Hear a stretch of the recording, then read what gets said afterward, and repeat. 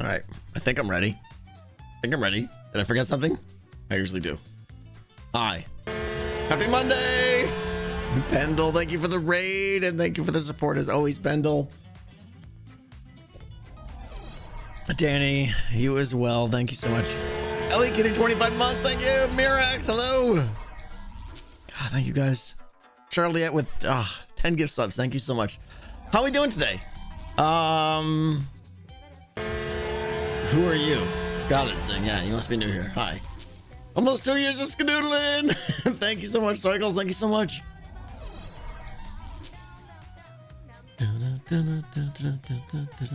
Show us the boat. Show us the boat. I haven't even looked at the boat myself. We'll take a look at the boat today. BDubs in Disney World. Are you excited for Mubo's return? I don't know who Mubo is, but if he returns, I'm going to put a stop to that. That's for definitely certain. The boat is amazing. The boat is amazing. We're going to visit the boat today, and I want to start talking. If you guys saw in the stream title, I want to... Is it raining on my head? Oh, that's the puddle up there. We're going to start talking about some traps and hazard and what hazard means and how we're going to implement it. And I want to get some ideas from you. We're going to walk the dungeon, look for places to put traps, talk about what kind of traps we could put there. And keep in mind, a trap isn't just like, oh, I kill you. It's also like doors closing and things like that. So we'll see. But I also will say that I have a little bit of a headache. So depending on how that goes, I'm trying to drink some coffee because that usually helps. If the headache doesn't go away, then this might be a short stream. We'll see. And this will not be a 4-hour stream. No.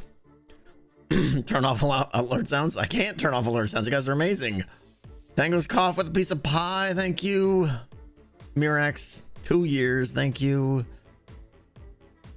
Anner T, thank you. Did I pronounce that correctly? Thank you for the 5 gift subs. Thank you so much. And Dranios, thank you. Are you a Harry Potter fan? Because today, I don't know. I've seen Harry Potter. First of all, no, I'm not really a Harry Potter fan. Sorry to disappoint you. Second of all, I know Harry Potter's in the news or something, so I don't know what's going on. I saw something in the thing, so you know. Unsub. Unsub Tango's Golf. Hogwarts Legacy comes out tomorrow. What is that a game? Is that a book? What is it?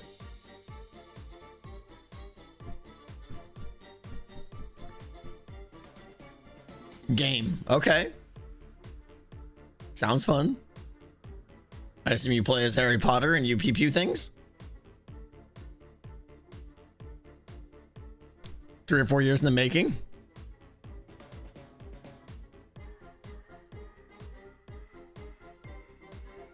Not as Harry. Oh, it's just in the universe. Okay. All right. That sounds fun then. Is it a... Yeah, I mean, obviously I'm not a huge fan of Ms. Rowling. Yeah, and all the drama around that. I'm not getting into any of that stuff for certain. But yeah, I mean, if the game's good, you know. I did just get a game I'm looking forward to playing a lot, and I think I'm gonna reserve this one for Skiz. In fact, this might be the one that I told Skiz in his stream that I was saving for him, but I can't remember, is Void Train. And I got an email saying there's like a new beta or a demo or something out. Excited to play that game. I want to check that one out for sure. I'm hoping it's multiplayer. I think it is. Yeah, Void Train's gonna be pretty awesome. Yeah, that should be good. What else? My weekend was insane. I didn't get much done on the castle. On the deep frost citadel, though I did work on it this morning, and we're getting very close. I have 1 tower left to do, and quite honestly, it's going to be some cut and pasting from previous towers and stuff like that. I worked on a lot of the backside entrance to the fortress today, and I'm really happy with how that turned out. Overall, I mean, I am ridiculously happy with how it turns out. I like that. I'll focus on working on one area, and then eventually, you know, every once in a while, I'll just like back out and look at it, and it just puts a smile on my face every time. I mean, it's pretty much the best build ever made. I know I'm humble, but it's amazing. I can't wait to show you. I gotta build it though, and that's gonna take like 4 or 5 days. It's gonna be crazy. It's gonna be crazy. And yeah, my weekend was crazy. I went to 4 hockey games. 4 hockey games. I went to, I installed a dishwasher. No, I installed a garbage disposal. Fixed the reverse osmosis system. I went bowling for the first time in about 1,800 years. Yeah, did a lot of stuff. Got up at 5 a.m. on Saturday and Sunday. So yeah, there was a lot of hockey this weekend. Three of them were games my son played in, and one was the I went to the Division 1 high school championship, and it was amazing. What a game. There were tears on the ice. It was crazy. Yeah. What are we doing today? Well, we're gonna take a look at the BDubs boat of extreme awesomeness. We're gonna walk the dungeon. We're gonna talk about hazard. I don't know that I'm gonna fully implement. We may like dabble with implementing, but I'm not gonna fully get things working. I may just like put some stuff in just for ideas and stuff. But we'll see. I have not been to a Coyotes game in the Mullet though, but the game I went to this weekend was at the Mullet, so I got to see it. But I really want to go to Yote's game there. We're gonna go. BDubs made a boat. Where can I find out more? His latest video. God. People, it's just too kind. Thank you. All the biddies.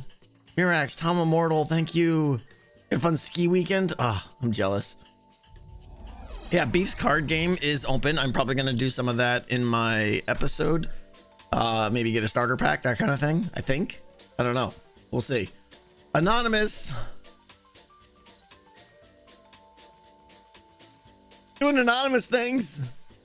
Thank you. $100. No comment or anything. Just amazingness. You're the best. Thank you so much. Croatian Samurai, thank you.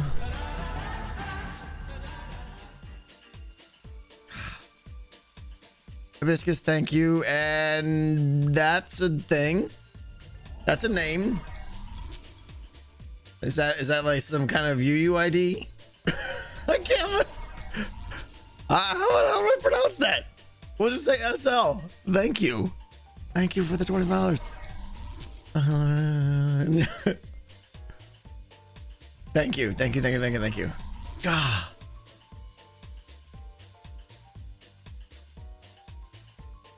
Thank you, Arctic. 36 months. Arctic Viking, thank you. Okay. All right, let's go. First things first, let's go check out BDubs boat and talk about it. I have yet to see. I saw his video and I was floored. At how good. I mean, it's BDubs, right? The guy, he's okay of a builder, you know what I'm saying? Like he's pretty good at building, and he killed it. He killed it on this boat, and I am so excited. So we're gonna talk about this boat, talk about maybe what we can do to the boat, how we can modify it or use it to our advantage. Yeah, BDubs is just ridiculously talented. It's yeah. The more I can get him to do in here in the future, the better. Crimson, thank you. 5 gift subs, and Arctic Viking, 10 gift subs. You guys are amazing. Thank you so much. Thank you. Hey, Jerk Knox. You vote for Bodie McBoatface. Wow, that's original. Good job. Did you come with that all by yourself? Jerk. Thank you, Jerk Knox. Look at this boat. Look at this boat. The guy is just unbelievable. Although he did tear down he realized it afterwards. He tore down my little pillar here, but then he realized that it was used for something because it broke Linus. It was obstructing the view of his supreme glory here. So I mean, I get it. But yeah, this right here, this is gonna be a pop-up holder for evokers. That one and that one right there. So that when Clank gets to cap, coming through here is gonna be difficult. Yeah, I did give him free reign. Yeah, so I'm totally okay with what he did there. Totally okay. So I really want to like dissect this build because it's so good. Here's what I gotta say, right? I would never have the guts to do what he did right here with like this mud thing. I would be like, oh, I can't do that. That ruins the boat. And he does it, and then he even changes the color of the sign where the mud is dripping down to show that it dripped over the sign. Like, how does he think of these things? How does he think of these things? It's amazing. Ah, Erina, thank you. Trading card game has turned out amazing. Yeah. Arctic Viking, 3,500 biddies. That's a lot of biddies. Thank you so much. Look at this. The grind wheels, stones, whatever, with the levers pointing up as like things. This is amazing. So good. There's little railings here. Love it. The fact that he mixed wool and banners for the sails that are all kind of tattered and everything. So good. So good. Ryan, thank you for 10 gift subs. Thank you. Yeah, what is it? Who is it? Is it Scar that said this? Coined the term artist, I think. There's certain godlike builders that once they get so good at building, they ascend the builder status and they become artists. And yeah, I mean, I know artists have been around for a while, but in terms of like, to me, that's the next step. After you're a really good builder, you become this artist. And Pearl is definitely, what she does is absolutely incredible. And BDubs is so good too. It's like we have so many good builders here. Like, as proud as I am of what I've done with Deep Frost Citadel, and I can't wait to show you guys, I look back at it and I see flaws, or not flaws, but shortcomings, simplicities, and I'll probably talk about those in the video. The video is probably going to be a lot focused on the build, the different thought processes I went through, because I mean, it's, you know, 50 hours of work, so I'm not going to do a 30-second time lapse and call it a day. I want to talk about the different areas of the build and what I was trying to go for and everything, and some of the things that I think turned out great, some of the things that are growing in my build style, things like that. So it'll be a buildy chatty kind of episode. Look at this. Oh, this is like the plank. Walk the plank. Maybe. Okay, so we're talking about what we can do with I can't keep up. Arctic Viking, thank you again. I think you just did another 10. Thank you. Wedge, thank you for 28 months. Maybe you have to walk the plank and you have to jump from here. The only way to get to something, like maybe I extend those rocks out a little bit, and the only way, right, I have my ledge, of course, but like maybe it was right here or something. What if I hide an artifact over here and the only way to get it is to jump off the plank? Right? That would be interesting. We're gonna have a lot of notes here today, so let's see. We'll put them right here, I think. Zephyr, thank you so much. Yeah, Starvin Wolf, thank you for the biddies. And then I'm like, I am full. I'm torn in half, right? Because I am 100% like just amped up and ready to go for Decked Out. Like, I want to finish this game. I want to get the Hermits playing it so bad. There's still a lot of work to do, so I'm working on it just constantly right now. With that said, I miss Create now. I haven't touched Create in 2 weeks, and it sucks. It sucks, and I want to do both. I can't.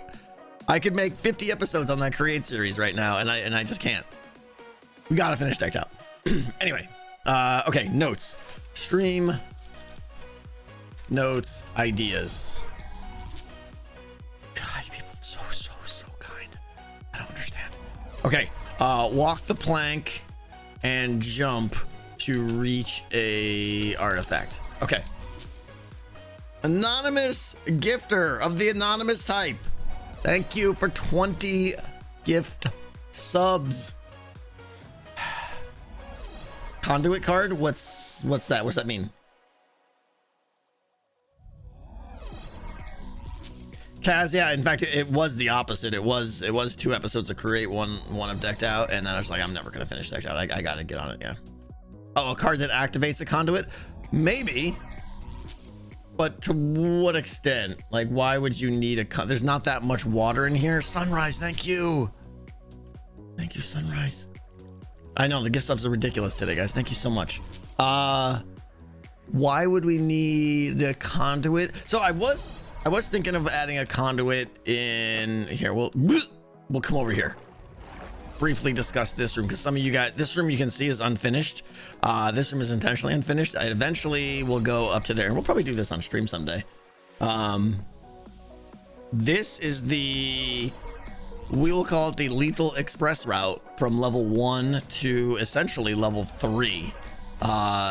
If you jump down there, and if you guys remember what's up here, this is right inside level 1, right before you enter the crypt. If you turn left, come over here, there is a danger depth charges in use. This is all going to be filled out, and this is going to go down here and lead to, well, I messed that up, lead to right in here. Okay, this floor will continue at this level. Anyways, it's going to be like a full obsidian chamber, and depth charges are going to be released if you go inside there. Like a skulk sensor will detect when you're in there, and it's going to be a good chance you're going to die. Or if you maybe figure out how to dodge it, but it's going to be random, so we'll see. But if you can make it down here, then obviously, boom, you just skipped most of level 1 and all of level 2, and you're on level 3. So, pretty good thing. TNT question mark? Yes, TNT.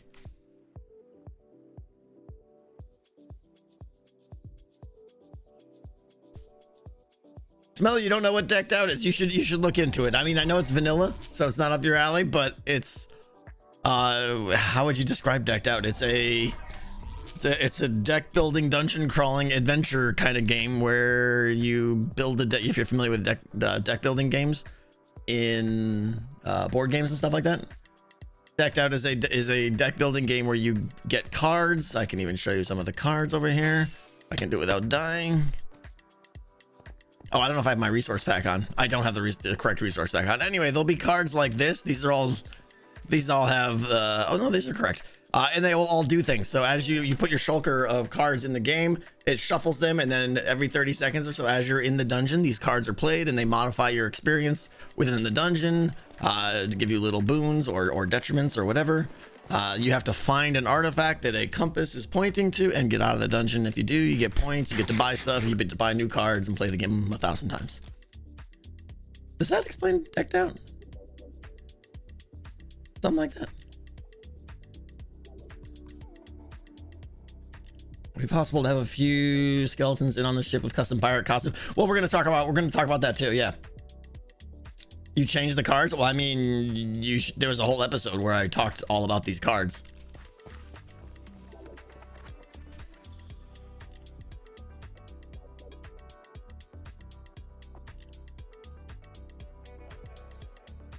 Do we have the Goonie ship? Yeah. You must be just showing up here. Yeah, we were walking the ship and we're discussing ideas, and then we're gonna walk the entire dungeon today and discuss where good locations might be for traps and what those traps might be. Possibly begin the implementation of some of them. Most likely just a cursory discussion of them. But when I had BDubs build this boat, which is, by the way, amazing, I told him I wanted people to be able to get on the boat because I want to hide artifacts on here. So, it needs to be dangerous too. There's got to be threats on this boat.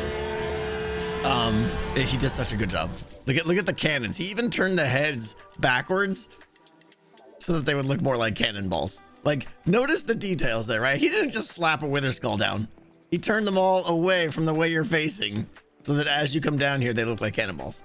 So good. Is that Contarod? Thank you. I'm butchering names today. Thank you so much. Thank you so much. Thank you for the kind words. I appreciate that. And the little cannons he put together, like he just threw these. He started doing these, and he put down the 2 polished basalt, and I was like, "What is he doing?" And the second he put down the mangrove trapdoor, I was like, "That's the best cannon I've ever seen in my life." 2 blocks, and he nailed it with the little thing in the back. So creative. There's a brig back here, a little jail. And then over here, I think these are probably, he left this kind of open and unfinished intentionally. This is where we're going to hide some skeletons. And I think the idea of the skeletons isn't to shoot you on the boat. It's to shoot you, GD cam, is to shoot you because everyone's going to go right by here, right? This is how you get to level 3 right there. So they're probably going to go this way around the boat. So if one of these pulls down or a trap door opens up or something, and there's a skeleton in there that pew pews you, then that's exactly what we're gonna do.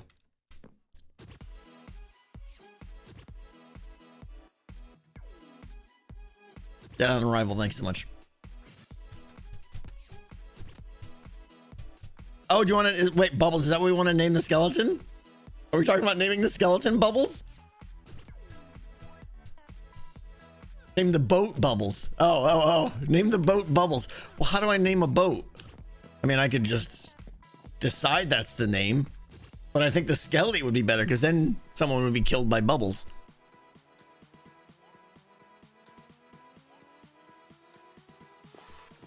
Would pufferfish in the water be too evil? I mean, it's not fun, I guess. Traditionally, you write the name on the back. Yes, traditionally, like we got to talk about this room too. I don't know that there's a place on the back. I could put a sign there, I suppose, but no one would ever see it. I think I like naming the skeleton Bubbles instead. Anyway, all right. So let's see, where would there be? I could very much see there being an artifact hidden right here. Although I don't know, there's probably open space below here. Because obviously if I'm hiding an artifact, I have to have the artifact in a dropper pointing up through the floor. And there's a little bit of redstone underneath it. So I might need to, well, I definitely need to have empty space or solid space below. Below where I'm going to do the artifacts. But with all these storage chambers here, there's nothing to say I can't. Oh, he's got a little side. Oh, right. This is the little back area. I love this. Oh, this might be a good spot right here. Hold on. Can I? There's nothing underneath it because that would be such a perfect area right there for. Such a perfect area for an artifact. You got to like go out the little back area. Pull the rocks out. Oh, we could do another jump thing where you have to jump from the boat here to get to it, maybe. Is that what you're saying? Kind of like we were talking about with the planks? Because having the rock come all the way up to the boat feels weird. You think underneath? Maybe I could really extend this rock pile here. So yeah, maybe. I see what you're saying. There is already a little rock pile there. I'd have to see what the minimum amount of redstone is.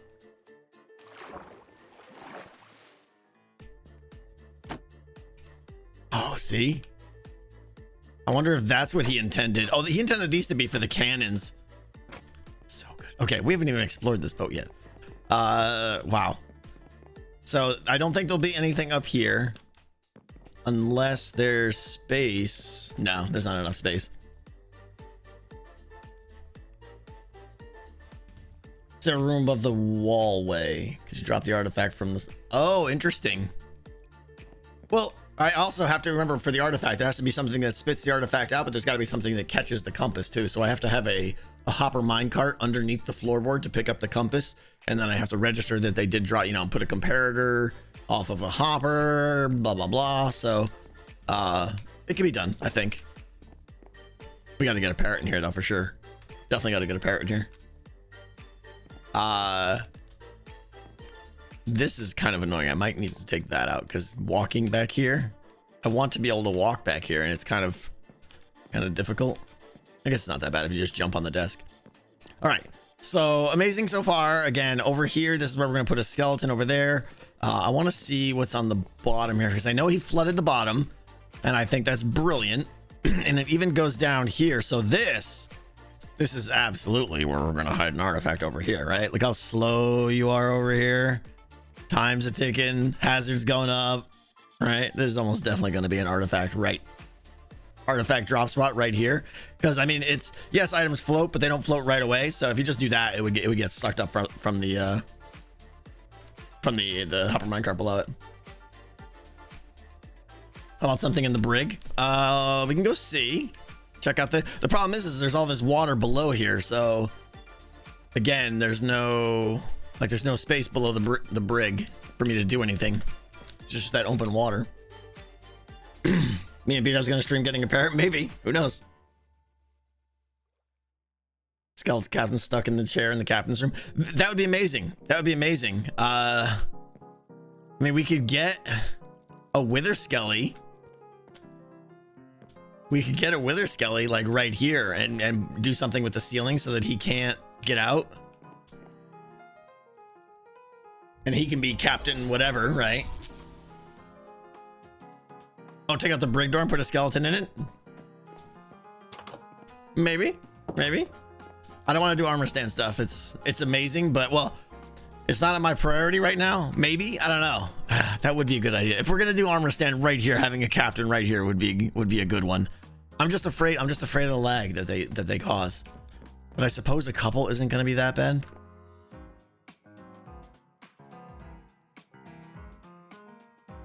But this boat is amazing. There's so many little areas to hide. So many places to. I mean, we can definitely do like an artifact drop even right here. Yeah, just getting to these places is a pain, right? And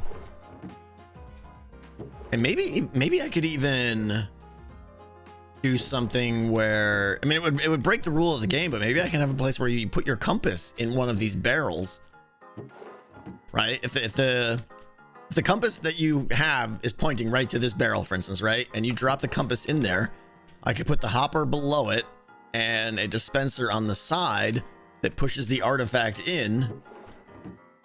I think that's doable. Finding the drop points in the 2 or 3 level ship would be hard too. I mean, it would, common sense, you would realize real quick that it's got to be at the bottom, but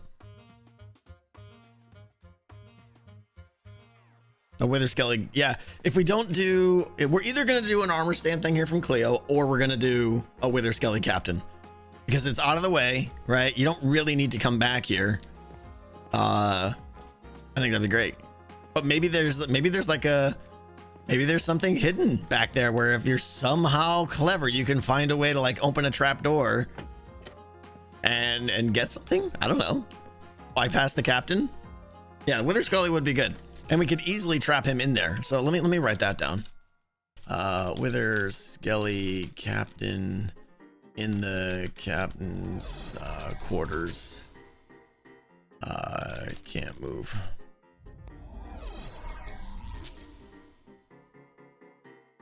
Well, saying when she did the one in season 7, the Wile E. Coyote destroyed my frame rate when I went over to it. So that's my. This pirate ship is so cool. It's amazing, yeah.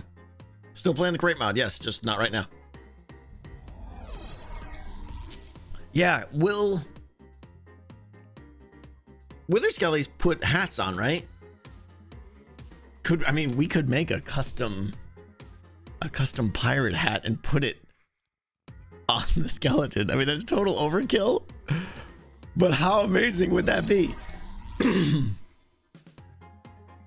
We need to do this, right? We need to do this. Oh, there's so many ideas. I mean, okay, hold on. The idea train is all aboard. Jump on now or get left behind. All right. Captain Wither Skelly has a custom pirate hat that he wears. Okay. Now, also, okay, maybe we're getting a little carried away here, but what if as you get onto the boat or as you even approach the boat, Skulk Center detects you and you start hearing some pirate music play, you know, like a yo ho da, da, da, da, da, right? I don't know, that's the worst example ever, but just some piratey music playing as you're on the boat, maybe only for 30 seconds or something like that. Wouldn't that be amazing? Yeah. I mean, and all this stuff isn't that hard. The only, like, implementing custom audio is simple. The only concern is doing too much of it, overloading the player, having too many sounds overlapping. So if I do this, it's got to be subtle. It's got to be quiet-ish. But I can tweak the volume and stuff. A BDubs recording of, yeah, BDubs going, hey, you guys. That would be amazing. That would be good. Yeah. Okay. Custom audio disc when you approach the pirate ship, yo ho ho, etc. Possibly BDubs, recorded audio, screaming, hey you guys. Okay. Okay, the pirate boat is amazing. I think that's where we're at with the pirate boat. How he squeezed so much stuff into this little area is beyond me. I mean, there's like 4 levels to this boat. Incredible. The question though is there a threat while you're on the boat? Probably not. I can't, if I let some monster loose on here, whatever it is, it would be too much. You would be cornered and you wouldn't be able to really explore the boat and stuff. So I think it's gotta stay friendly. That's not to say we can't put traps on it, but we'll see. And yeah, the mob would just get either like, I don't know, it'd be weird.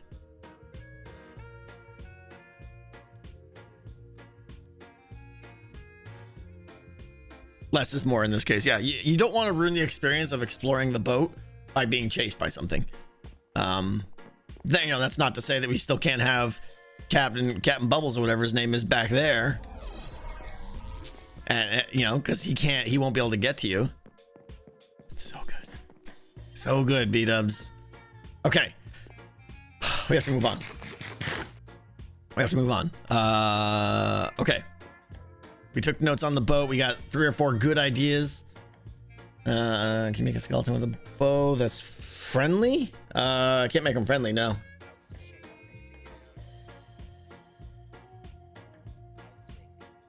No, we want to stay here. Well, then what other ideas you got, Beta? I don't know what else to say.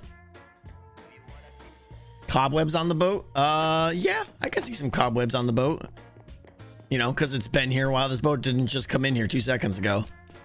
I just wish cobwebs, what's the word I'm looking for? Respected lighting in the game. They always look so bright. Yeah, exactly, Doc. You're saying the same thing. Like, cobwebs just always look too bright because they ignore the lighting engine, and it's so dumb. They need to fix that.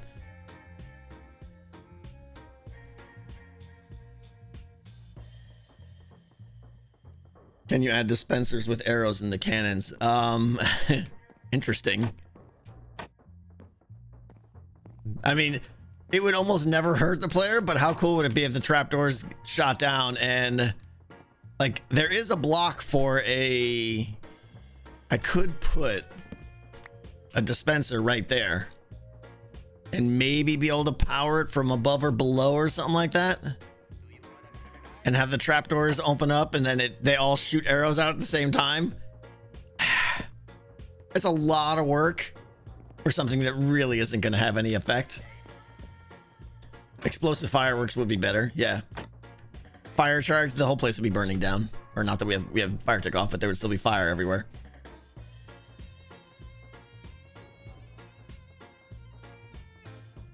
Can you climb the sails? Oh, interesting. Is there a... Oh, I didn't think of that. There's not a what's it? Cat's eye? What's the word? Nest? Crow's nest. Yeah, that's it. Yeah, crow's nest. I don't think there's a crow's nest here. I mean, I used my elytra there. Yeah, no, I don't think he intended that to be...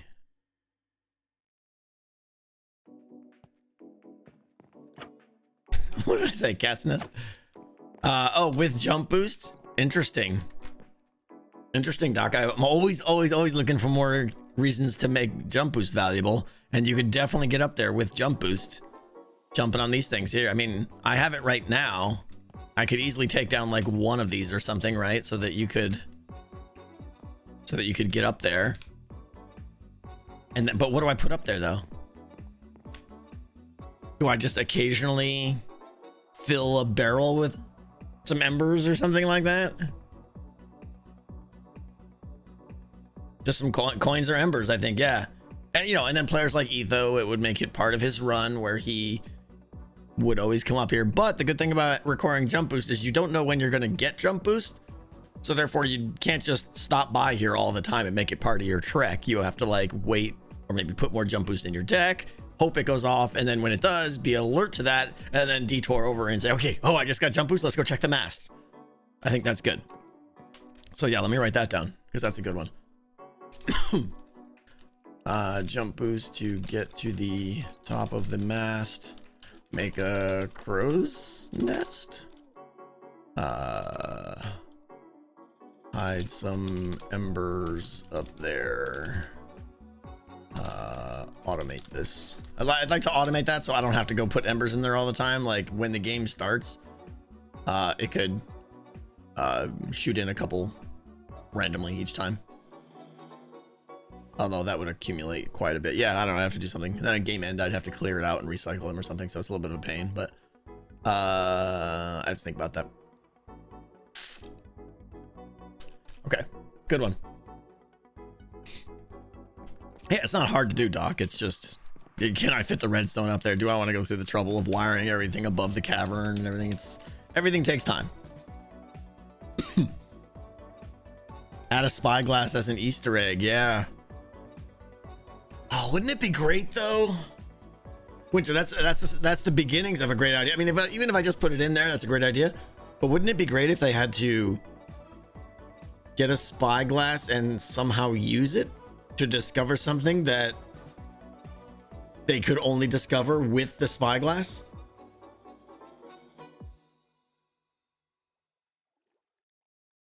I mean, you could see anything though, and everyone runs with Optifine anyways, so it really wouldn't be necessary. A sign, I could hide a sign like, yeah, you know, up there or something like that.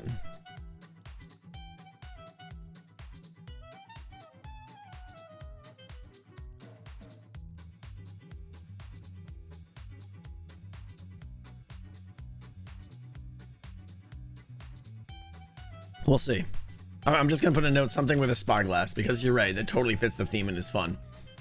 With a spyglass, you get it on the boat, use it to see something far away, question mark, ideas, we'll see. Okay. It could be part of a quest, yeah, I was thinking that too.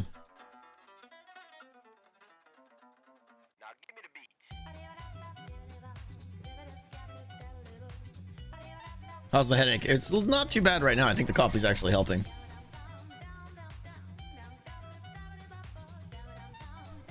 Do shulker boxes render with a spyglass? I believe so. Oh, farther away, you mean?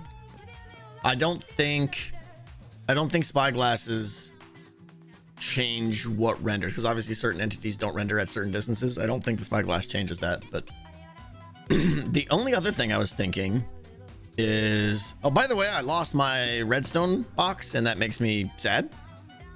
So it's somewhere.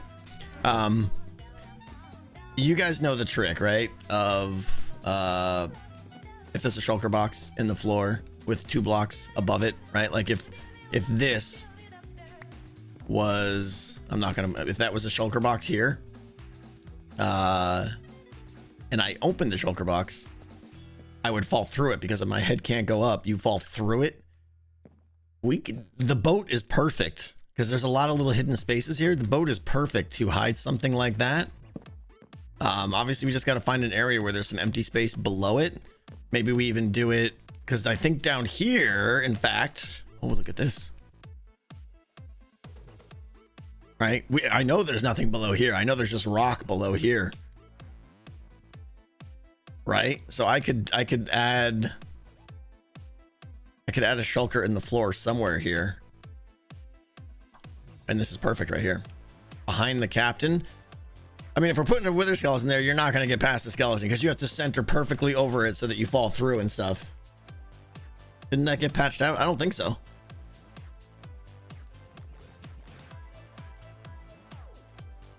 So we'll see. I don't know. I'm gonna add that idea. Redstone, not redstone. What would you call that? A shulker fall through, in quotes. Trap, hidden thing, access the bottom of the boat. Okay. That's 8 things I've written down that are awesome about this boat that we could do on this boat. We've got a whole dungeon to do, so let's move on. Maybe the captain has a voice when you meet him. I mean, maybe. Like, we could easily make a shulker detector as you enter this room and he says something. That would be great. That would be great. Oh, here's the thing I wanted to check out. I know BDubs added waterfalls here, and I know people like Etho now are going to climb up the waterfall. The question is, do I reward that or prevent that?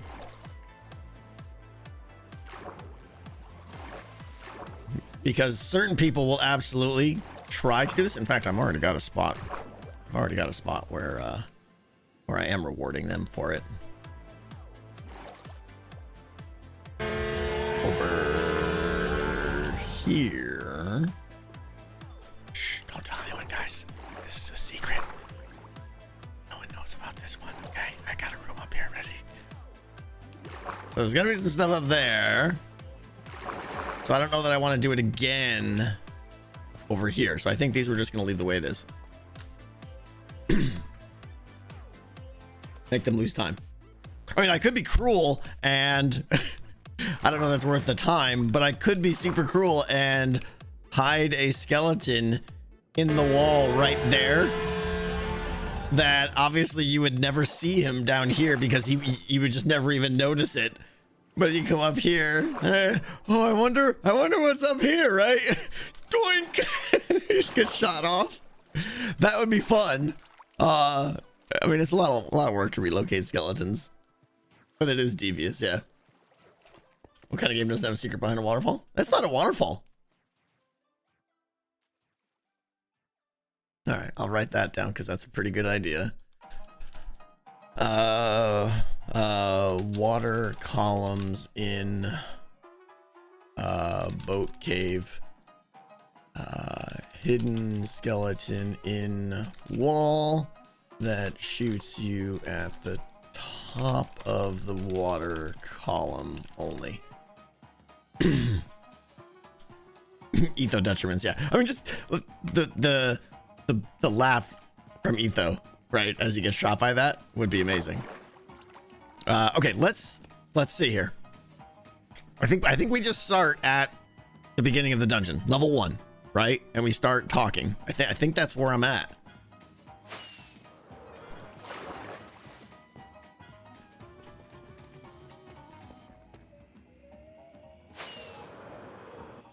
Ow! Oh, right, there's a roof.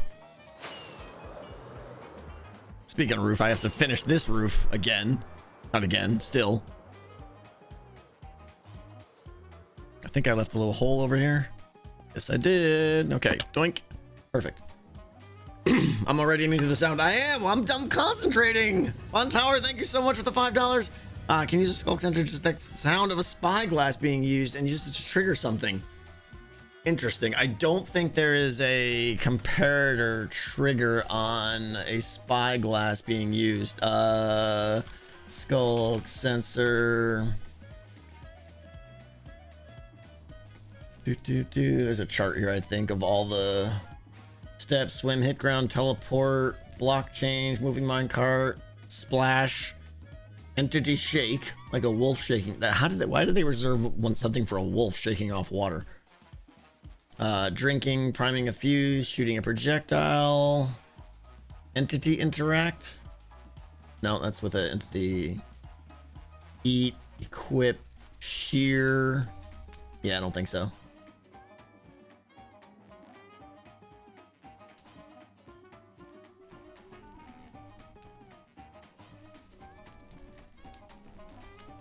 Yeah. What's up, Indigo? How you doing? Savant Tower, no, I don't think I could do that. That is a good idea, though. Would have been fun. Fireblade, thank you. Idea for the spyglass. Use the guy in the main room to give a quest to acquire a spyglass from the captain. Blah, blah, blah. If you retrieve the spyglass, maybe he... Oh, I see. So... Oh, okay, hold on. This is a good idea. Fireblade. You've got a good idea. And I will... How do I... Okay. Let's go back to the boat. Because this is a good idea. I don't even know how to get to the boat anymore. This dungeon is getting to be so hard to navigate.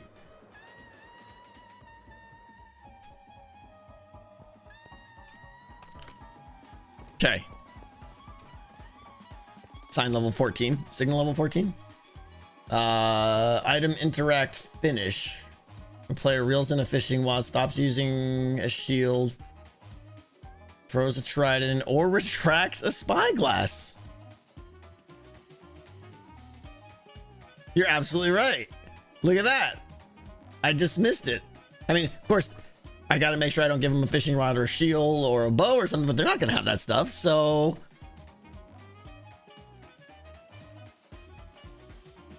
oh, that's a fun quest that's brewing around in my brain. I like the idea. Okay, so I like the idea of the captain giving a quest. And you know how we were talking about there be something behind the captain? Well, the thing behind the captain is where you throw the quest item. So you walk in here and then maybe I'd have to put another lectern, like an obvious lectern. I know there's lecterns everywhere here, but an obvious one with a book on it. And if they read the book, it gives you his quest. Have him speak? That's a lot. I mean, that would be cool. But anyway, does he want? Well, I mean, now we have to use the spyglass because we can detect that. So maybe you fetch. You fetch a spyglass from somewhere, and then you bring it back, Lord, and then you bring it back, and he's like, he's a delusional skeletal captain, right? And in you know, I landlubber something, right? And you get the spyglass from somewhere else, maybe in the dungeon, and he wants you to go up to the stern of the boat, which I think is the front, because I'm such a salesman, right? And you have to come up here, right up to the very stern of the boat right here, and use a spyglass right here. Skulk sensors in the wall. Stern is in the back. Front is the back. See? I don't know. Boats.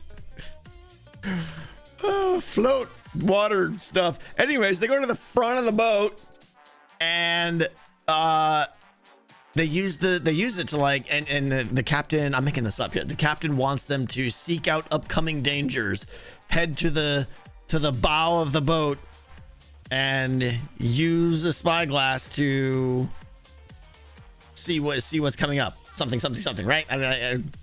Something like that. And if you use the spyglass here, it triggers something. Maybe it gives you an item. Maybe it just signals that next time you go over there, it probably has to give you an item, right?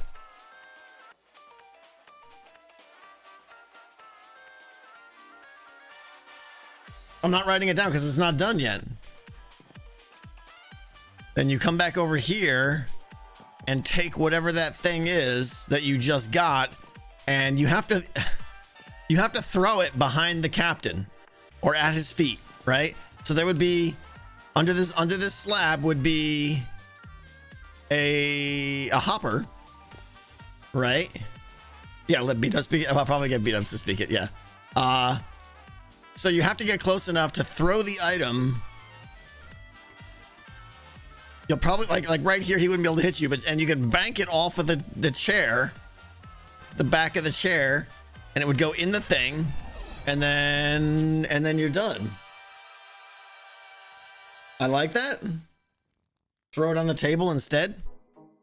Is there a I mean, I could hide a hopper in there, but it's pretty obvious.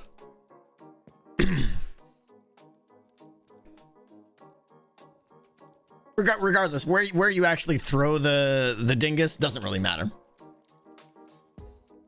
And then what do you get? I know. What do you get? That's the question. And how do I not make it? I'd love to give them a card, quite honestly. The dingus, it's a term for the thing. It doesn't matter what the thing is. I want to give you a card, but I want to make it so you can't.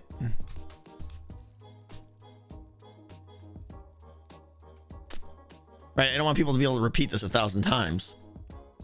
An ethereal card, sure, it's still repeatable. I do have some cards that are only obtainable through quests, so yes, Zing, this is a problem with those as well too. I need a system to make one-time quests, basically. No, Wordfish, it's just, I don't know, the term dingus has been around forever. It's the quest item, the thing you have to obtain. Quest cards only work once, but it's per user.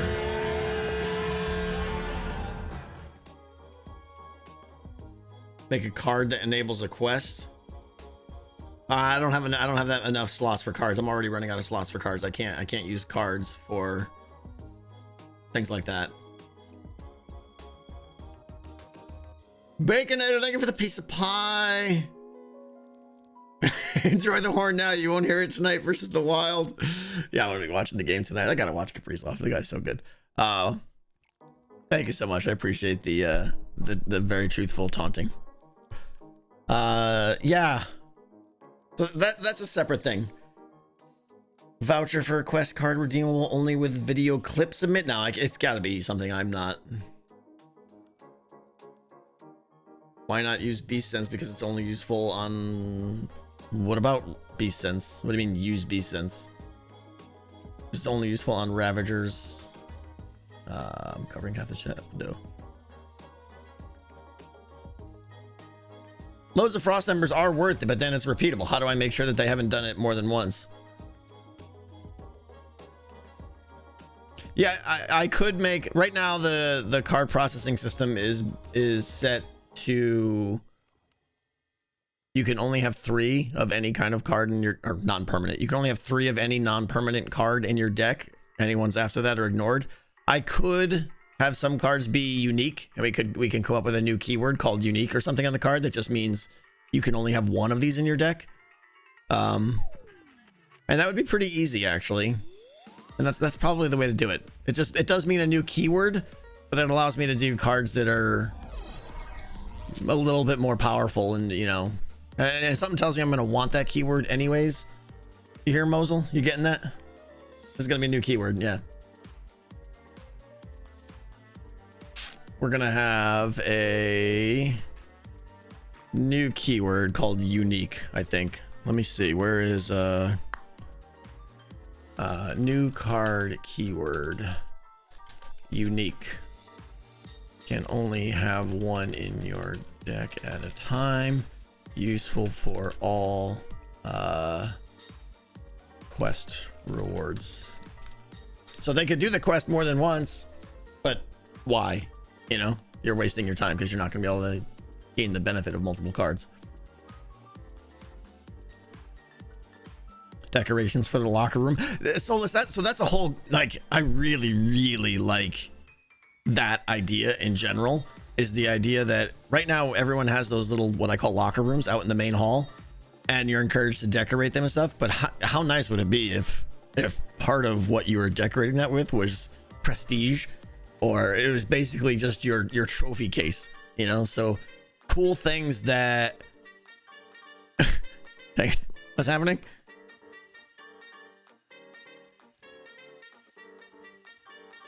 What?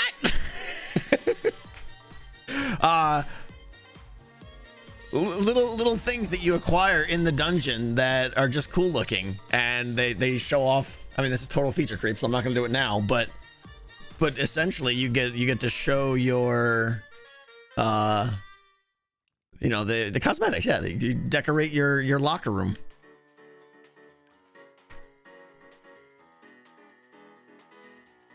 I think that's good. I'm gonna write that down. It's not for now. Later on. Dungeon acquired. I mean, they could be just things like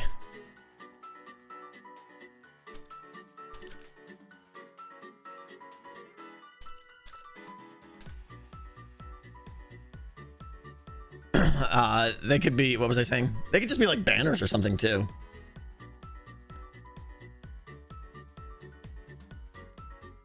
Dungeon acquired, cosmetics. Sorry guys, my brain is slowed down the last few minutes here. I got too many things rattling around. I'm trying to finish one thought and I'm jumping on to the next one here. Dungeon acquired cosmetics to decorate your locker room. Quest rewards, unique finds, etc. I think that would be fun. Gentlemen, yeah, I got a new camera around Christmas time, I think. So yeah, a couple months ago. When you look to do the quest, you're looking for dangers. Why not have a trigger beast sense? Because even if repeatedly, it only helps you locate ravagers. Oh. Gotcha, Fireblade. You don't mean, I thought you meant use the beast sense card. You're saying just trigger the beast sense system as a temporary. I don't know that the value of that is high enough. I mean, I guess it kind of is if you're on level 1 or 2, depending on where you give that reward, then maybe. It is a good idea, Fireblade. Yeah, I don't know that it would have to be something fairly easy. Something fairly simple. But yeah, that's worth writing down.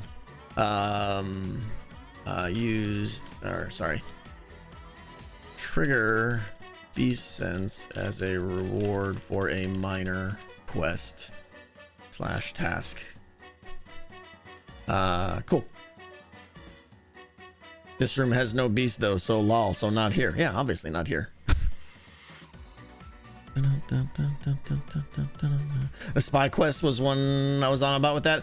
It depends where you get the spyglass from, Fireblade. Like I could make that quest more advanced, in which case I like the idea of, I mean, if I go all out on this, right, and there's pirate music when you get on the boat. If the captain pirate speaks his quest to you and then he rewards you like that, I feel like you should get a card, a unique card. I'm excited about doing that.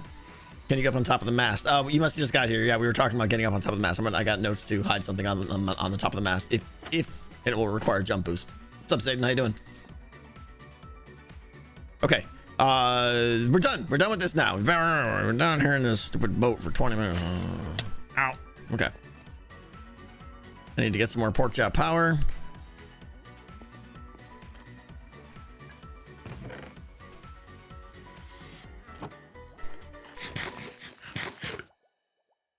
Yeah, half giant. I think there'll be multiple hermits who I ask for help. Definitely I think I'm gonna get BDubs to do something. Yeah, obviously doing the captain on the boat would be great. But getting Ren to do other things too would be great too. Mad, thank you for the piece of pie. I want to play her hand in the spyglass itself with the captain. Only after using it at the bow, and then get the captain's hat as a reward. That's a good idea. That's a good idea, right? Because if we're gonna go through the trouble of making the hat and decorating the captain with it, it would be cool for the player to be able to get one as well. Here, have a hat. You're part of my crew now, or something. Or that's a good idea. That's separate from. I like that as the reward, Matt. I don't know if I like. Depends because I want you to have to use the spyglass. Definitely, I want you to have to use the spyglass and detect that they used it, right? So then handing in the spyglass afterwards feels like, well, I'd have to make sure that they still use the spyglass and hand it in the spyglass. Where if I just give them something for using the spyglass and they hand in that thing, I don't have to double check things. If that makes sense. Anyway.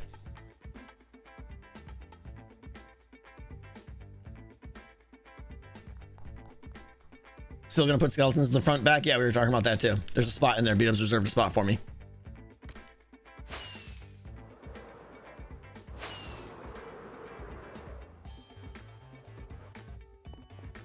Okay, let's walk now. All right, so first of all, I don't know if I made it clear or not yet, but right here, I'll make this a more prominent exit, and it'll be clear that it's the exit. But when you're done with the run, you come in here, and I dug this all out already. This is where the post-game shop will be, for lack of a better term. If you have your artifact, you throw your artifact somewhere, and it opens the door to the shop, where you now can spend your embers, and when you put your artifact in the thing, it will also spit out a bunch of embers, so then you go buy things. If you don't have an artifact and you left, there's just a door to leave and go out. Well, yeah, exit through the gift shop is basically what's happening here. All right, this first part here is, I don't know how familiar you guys are with the, the map and stuff, but this first part here is basically just a preliminary get them into the dungeon, have them go through some icy caves, set the theme, generate some clank maybe, as you just saw. And we're gonna have some hazard areas. Like for instance, right here, this is 100% gonna be a hazard closable area here. That's why I made it 3 thick, so I can hide pistons behind this, and these snow will push forward and close off based on some of the hazard. Are you looking for hazard ideas, secrets, clank, or something specific? Yes. Yes, Weird Uncle Joe. We're going to be going through the dungeon right at this point now and discussing various ideas. I'm basically just touring the dungeon right now, and thoughts I have associated to a certain area, I'm going to bring them up, and then also ask for questions about certain areas, that sort of thing. Wham Bam, thank you for the piece of pie. For the request that reward a special decked out edition card for. I've been getting that a lot. People saying that there should be crossover between Beef's game and my game. We'll see. That's all I can say. Depending when decked out launches, right? You know, decked out's still a ways away because I still have a lot of work to do. But maybe it's trivial for me to do. I just talk to Beef when the time comes, and maybe we can make that happen. But I don't know. Oh my gosh.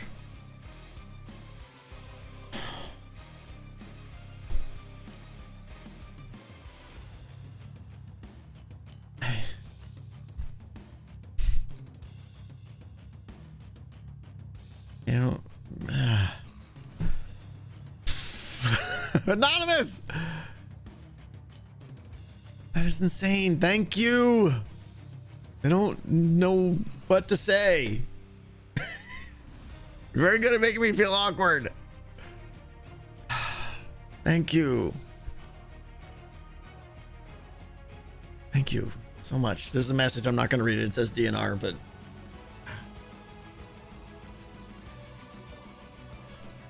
merch idea, a shirt that says clank don't matter. That not to derail because that's all we do here. We are slowly working on merch, and we're looking for ideas for merch and stuff. So we definitely want to have some decked out merch. Some, I'll be honest, some will be added now, some will be added later when decked out launches. But having that one you just said, clank don't matter or something, that's a good idea for merch, things like that. A lot of times, and this is, I'm totally derailing here.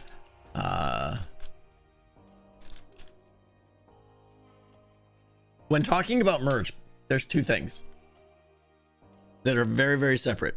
There's the product, and there's what we'll call the brand. And you have to think of them separately, right? A zip-up hoodie is a product. A slogan that says clank don't matter, whether we use that or not, that's the brand, or that's the thing, right? And then how you weave those things together is how you make the merch. Clank happens. Yeah, that's a good one too. Yeah. A lot of times, you know, and Mrs. T's been getting this in her streams too, you know, she asks for merch ideas and people only suggest products, and products aren't, first of all, there's plenty of ideas for products. Second of all, we don't control the products. I can't invent a product. I'm not a manufacturer. I can only offer the products that the merch company offers. Right, if that makes sense. It's the brand or the saying or the art or the thing that is really the important thing. Years among training, yes. Anyway. Okay. Anyways, that was my merch soapbox. When we built this room, why is this here? Is that necessary? I don't think that's necessary. When we built this room, I intentionally, if you see down there, I intentionally left some space and some air. I was going to put someone frozen in the ice. If we get into using armor stands, I will do that. Have someone down there laying down, looking up, like frozen in the ice. You know, one of the hermits or something. I think that would be fantastic. Why don't you give them a turtle helmet that looks like a pirate hat? It kind of protects you. It's something you put in your locker room and not useless. What the core item is, it will be a cosmetic. I don't want it to be something that actually provides benefit. Corrales would be perfect for that. Yeah, that would be good. Yeah. Mesa though, but yeah, I absolutely think giving them the pirate hat will be the reward for that quest. That would be fun. Drop them down to a room where they have to dodge some mobs for 30 seconds before an exit opens. Yeah, you just gotta think some of the traps, like I don't want a trap that's gonna take me 6 hours to set up. Right, I have to collect all these mobs and make a whole nother room and stuff like that. That's a pretty time costly trap to make. It would be fun. 30 seconds is a long time. I mean, it doesn't matter. Insert number here. The number doesn't matter. The idea of dropping them into a room and having to panic and survive is a good idea. It just takes time. Get Corrales to model my merch. Yeah, I know. That sexy chap. He's good at it. Okay, so yeah, anyways, that was the thing there. The only thing I'm really going to say about all these icy caverns here is there will be a lot of hazard doorways closing. And the only way you're going to be able to get out at maximum hazard, it was intentionally we built this. I don't know if you guys were here when we built this, 17 months ago. This will be the only way to get out. These doors here are going to close off. I think there's one. Oh, hello. That's not good. Oh, see, I have to be careful of that because we put the roof on here. There's probably more of those now. Ugh, that's terrifying. We're gonna have creepers in here. In fact, let me do a quick cursory check for any red boxes.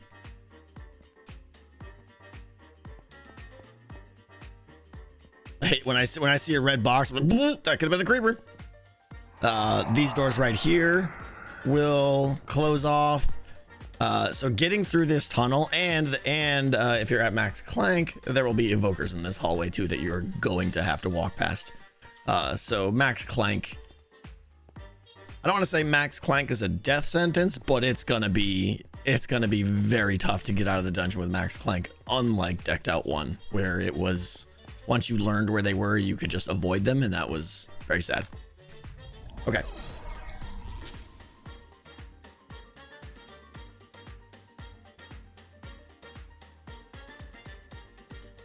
That whole area needs you to smooth it out. Looked odd. What area is that? Is that the one with the water there, Cash? It's intentional to be clunky.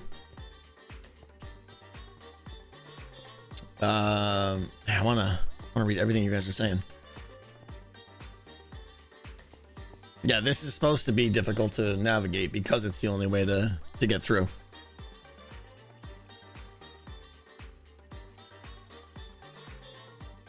Polar bear sounds, yeah. I mean, I love the idea of localized ambient sound in the game. Love it. And the pirate ship is just an example of that, right? As you're coming through this section here, it would be great to have more of the frosty wind sounds or something, right? Just put a polar bear, yeah, because that takes 9 hours to make happen. Frosty, windy sounds and everything, right? And then right as you get here, it changes and you're hearing now like interior ghostly sounds, some bones rattling, some distant ghost wailings and kind of moans and stuff like that. That's the stuff I want to. Right now, you're no longer hearing the frost sounds anymore because you're inside. Some reverb on that would be great. All that stuff is really great. Did the polar bear from Decked Out 1 have a name? Yeah, it was Aurora Borealis. Yeah, they have to be subtle. They can't be like overpowering, right? Because you still have to hear all the other stuff. Imagine, if you will, a warden riding a ravager screaming, "To the dungeon!" That's a good idea.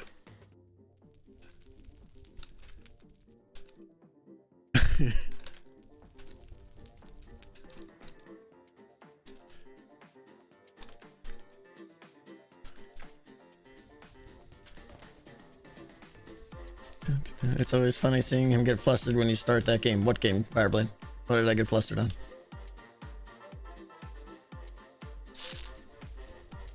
Am I going to do that? Meaning those ambient sounds? I really want to, yeah. My guess is there'll be some day where I sit down and I'm just like, okay, today's ambient sound day. And I'm going to just try to do that as best I can. The problem is I have to make sure whatever audio I get, it has to be 100% royalty free. I can't demonetize Hermit's videos just because they're playing decked out. What is the floor design? I don't know. It's just polished basalt, interwoven. Let's see. Okay. People been amazing. Tango's cough donated $2. Oh, this game. Pick a number 1 to 10. I always lose this game. 5. I can't lose that bad. 5. 5. Okay. Can you hide mobs in the walls? Yeah, of course. Yeah, right, Vaughn. Hear me out. Put an ender pearl. Oh, as soon as you said ender pearl stasis chamber, I'm not hearing you out. I don't want to deal with ender pearl stasis chambers at all. They're too clunky, too error prone, too much of a setup, too much for people to remember. Just You can recommend fine sound music on audio jungle. I mean, you got to pay for them, yeah, which I'm totally fine doing. So yeah, that's probably what I want to look into, is something like an audio jungle where I can, pay for the rights to use something. But the problem is if how does it work, right? I paid for the right to use that music, but that music and that sound effect is now showing up in all the other Hermit's videos. Are they gonna get dinged? I don't know how that works.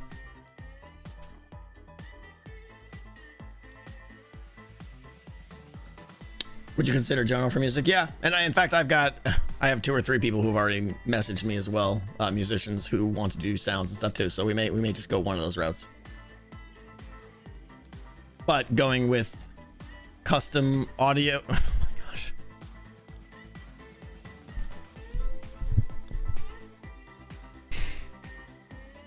One of these days I'll figure out the formula. Today's formula was number times 10 subs, apparently.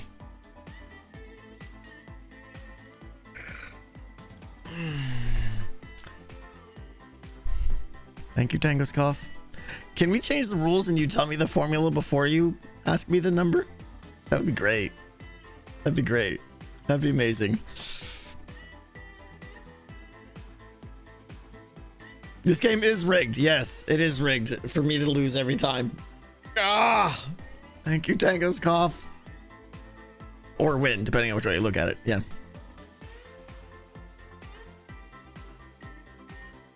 Okay. What else? So the ice tunnels here will generally have all the same theme. Not so much in the trap department because it's level 1. But a lot of corridors closing and stuff. Like right here, for instance, there's 2 ways to go. You can go this way, or this way. If I could just get out of the water, I'm super good at this, right? And they merge right here. One of those will almost certainly close off. Same thing here. There's one there. You can go that way or this way. One of these will almost certainly close off. We'll see. I don't know what I'm going to do with this room here. I mean, I know there's going to be artifacts hidden in this room. I don't know what I would do for traps or anything like that. Let's go into the crypt. They are goofy, they are, and I'm so appreciative.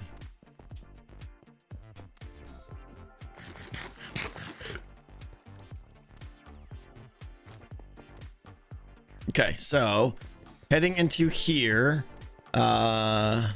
this cannot close off. This is a pretty much to get home, you have to come through here. This is going to be definitely a focal point here. I may, with hazard, I may do something to make this jump even harder or straight up impossible so that you have to go around. What's the colored wool for? The colored wool was to let me know where the clank detectors were. I need to take them out, obviously, before people start memorizing them. Yeah, because every one of these you see, there's a clank detector underneath it. What is the color? Oh yeah, I just answered that. Slowness would do that. Yeah, it's kind of hard to turn on slowness. I mean, I can hit one with a splash effect, maybe if the timing is just right and stuff, but you know, that's Dear Faye, thank you so much. I appreciate that continued sub. Okay, So you guys remember this area here, right? It's a tough jump, and there's soul sand right before the jump that they generally can't see. So to jump across this is tough. If they miss the jump, which they likely will, they'll fall in the magma and they'll be panicking, and it's good. It's good stuff. Or they can come over here and get out much easier. They can just jump across this, and then there's this guy right here. Oh right, this was the thing I forgot. I wanted to hook this up to hazard, so that the trap doors go down, and it makes this be a much harder jump, obviously, to the point where getting across anywhere now is going to be difficult. So, and that's going to be probably for the return trip home. Yeah, I forgot Petrus. Yeah, we already planned this one, so we got that one. I think it's actually even hooked up or partially hooked up. I'm not sure. Let's see. Let's do the other areas over here. There are secrets in this room I'm not going to talk about, but there's 2 or 3. We obviously not counting this one here. Again, this will be all water here. That's what, maybe we'll do this soon. Fill this area up with water and actually get the column working. Everyone always says cow level. No, the cow level. When I find the cow level, it won't be on stream. When I decide where the cow level goes, I will decide where it's going to be, and it's going to definitely be a secret. If you guys know where the cow level is, the cow level won't be a secret. It's going to be hard to find. Probably have to do a quest to figure out where it is and stuff. Any chance of passageways being closed by default and opening with hazard? I mean, it's technically possible, of course, but why hazard only dangerous paths? Oh. Something opens up that you now have to take. So it's not optional, it's required. So essentially, I mean, yeah, like, oh, the main corridor closes off, and at the same time, an alternate corridor opens up that is scary. Yeah, that's totally doable.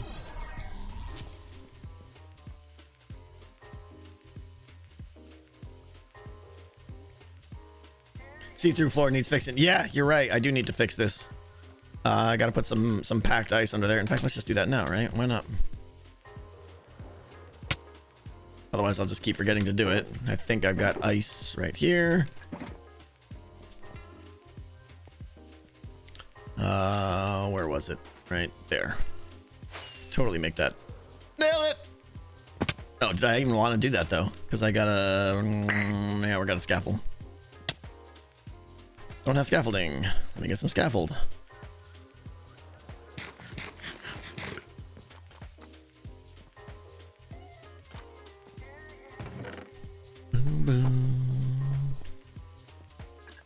Okay, and then as soon as I do this, we're gonna head inside the crypt and talk about some stuff in there and get some ideas from you guys, because I don't have that many ideas for crypt traps, and I want some. Was that it? Yeah, that was it. There's also a hole in the ship cavern BDubs saw on his video. Yeah, I saw that one.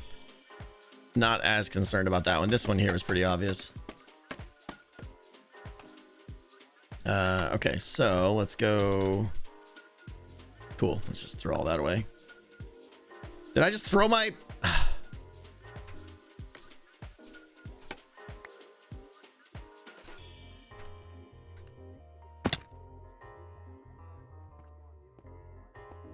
Where'd it go?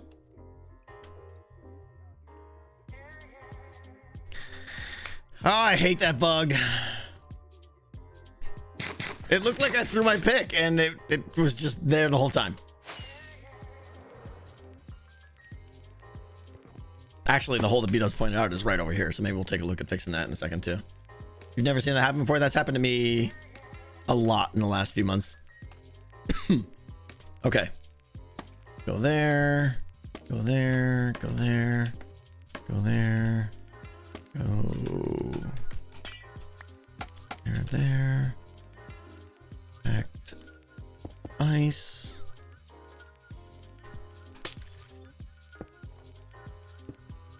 Nope.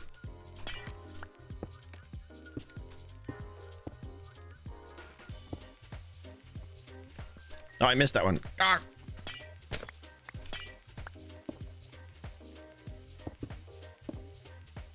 And we got to go packed ice there.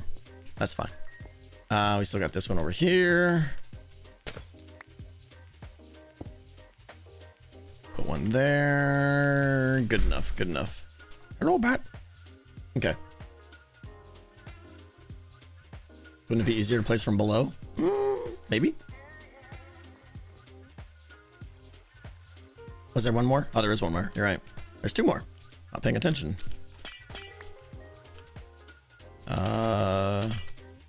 Come on, give me a block. Below. Can I reach that one? Nope.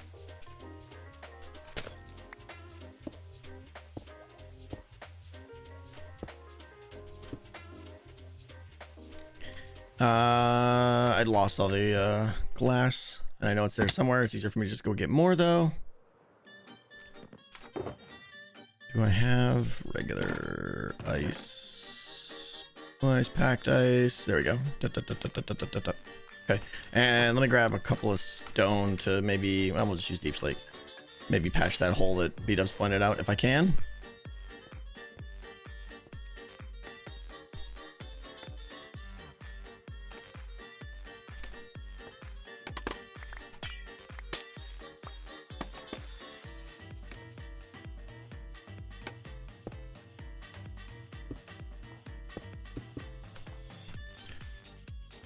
Light levels are great. Excellent. And then, yeah, down here, I think is, yep, there's one right there. Wonder if there was another one, though, that he found. Yeah, there's that one. Oh, and that one. Yes. There's apparently a bunch of them everywhere. Okay. Enough of that. Let's get, let's get into the crypt.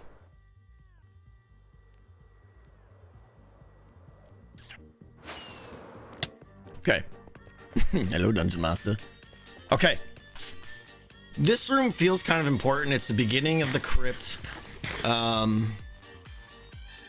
don't know.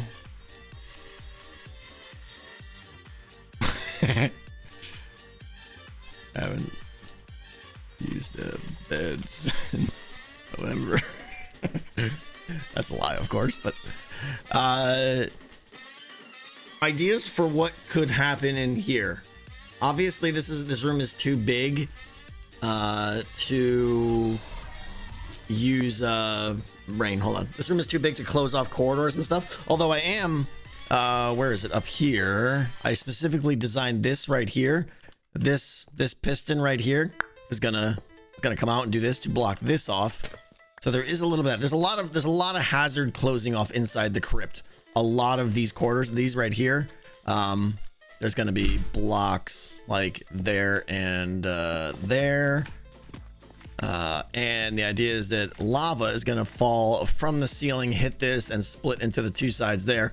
Of course, we have to make that Ravager proof though, so I'll probably have to also make something stick out of the walls here or something so that the Ravagers can't get through here. But I think that'll be fun. In fact, maybe I could just, actually, yeah, if I just have this pop up, then, oh, but then the lava would flow this way. We'll figure it out. Something elegant. But I want to have lava flow down some of these. In fact, both of these corridors, this one here and this one here, are going to become obscured at max hazard, so that you have to go across this area here and loop around. Flying machines? Nope, not using flying machines. Bork, bork. Perhaps some falling spikes in the main area. What does that mean? Do you mean drip zone? In which case, there's no way for me to reload those. Every trap has to be, you know, reusable essentially. Yeah, we could do an arrow volley from dispensers triggered by a skulk sensor. I think there's stuff. There's not much room back here. I think I want to say there's like ice caves right back there. Floor is just too empty, so much potential. I kind of agree, saying, yeah, like I want there's something to happen with this floor. So maybe I think there's a lot of room up in the ceiling. Yeah, there's plenty of space. No redstone or anything up there. No builds up there. So I could definitely, you know, skulk sensor, drop some stuff from the ceiling. Lava's difficult, right? Because then Ravagers. Anytime you're using lava on levels 1 and 2, you have to be super careful that the Ravagers cannot touch it, otherwise they will die. And in this space, that's too big of an area, so probably lava's probably out here.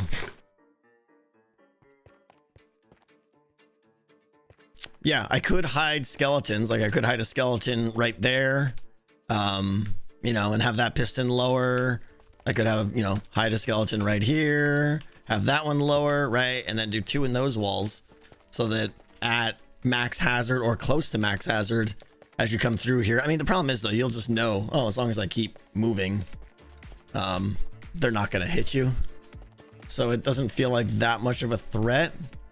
Yes, they technically could hit a Ravager if the Ravager was chasing you and the skeleton shot you, it might be behind and shoot the Ravager, potentially.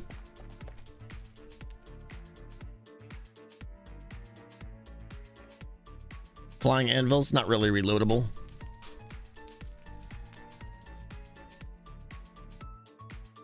Yeah, Fireblade, they'll aggro on the Skelly, but they won't be able to get to the Skelly, so I'm not too worried about that. All right, the Skellies will be in the walls, the Ravagers won't be able to reach them. It will derail the threat, so the Ravager will stop chasing you, but given how unlikely I think that is, I'm not too worried about it.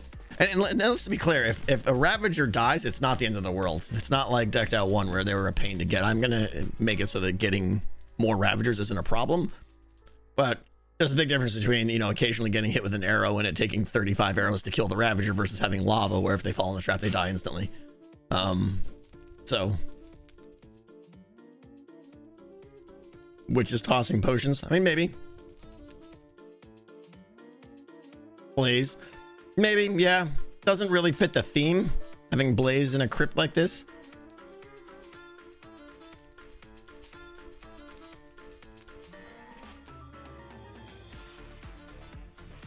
Evokers, well, I mean, evokers are to be clear, evokers are reserved. The only time Decked Out will use evokers and therefore Vex is maximum clank, right? With that said, yes, there are places in and around here where evokers will become revealed, so that getting through here at max clank is definitely going to be a challenge, but we're only talking about max hazard right now. So traps, blocking off corridors, adding things that deter you, adding things that make you not want to go a certain way, that kind of stuff. Definitely leaning towards something in the ceiling because there's plenty of space. Obviously I haven't even made a ceiling in here yet. Strays are very thematic. Yeah, I like the idea of getting a stray in here. And you can make a stray, just get a skeleton and drop it in snow, right? And it turns into a stray now, I think. So that's easy. Maybe something in the floor, I'm not sure. Something where they have visibility though would be great. I'm not sure. Ah, you guys are unbelievable.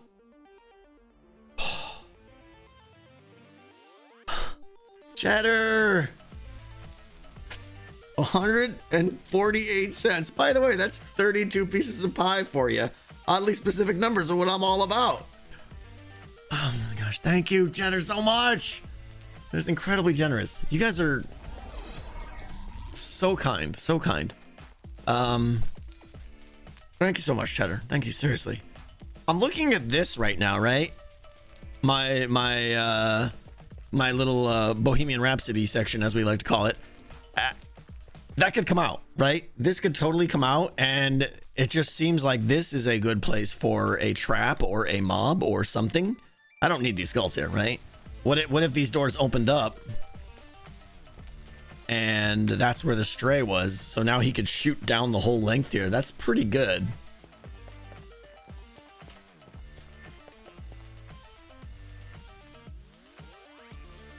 Yeah, some stray behind the flames seems pretty cool with a hot guy bow. I mean, again, anytime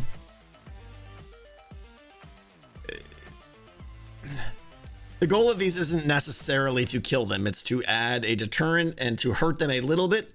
If I give them a hot guy bow, right, How much damage I do isn't really the issue. It's the fact that there's something here that will scare them and hit them. I want it to matter, so maybe some kind of bow. I'm not sure a Hawkeye bow is what I want though, because I mean, I'm thinking maybe a power 1 bow or something. We'll see. Or something with a flame would be good.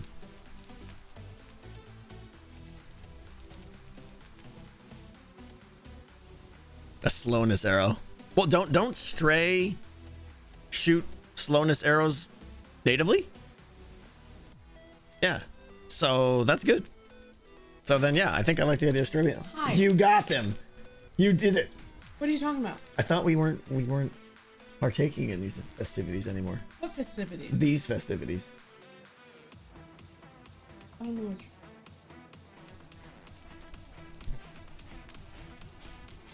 Hey, Petrus. Did you guys talk about it? No, we didn't talk about it, but these are the people that go to your stream and they know. I love y'all. Look what I found. Look what they were stocking on the shelf today. Can you see it? I can't even see the camera. Hang on. I can't see it. I have no idea. There you go. Hit it. There. Have you seen these? You see? Hold them up there again so I can see. Ridiculous. Ridiculous. Hey, that's Look, my they're face. bigger than your face. Yeah, great. I need them right now. So I saw them putting them on the shelf. So it's basically just an Oreo that's like triple stuffed, right? Is this what they are? Look at the size of that. It's just Check a triple out how stuff. big that is. Is it a quadruple stuff? I don't know, but it's stuffed with cookies and cream filling. Oh, it's not standard. Look at the size.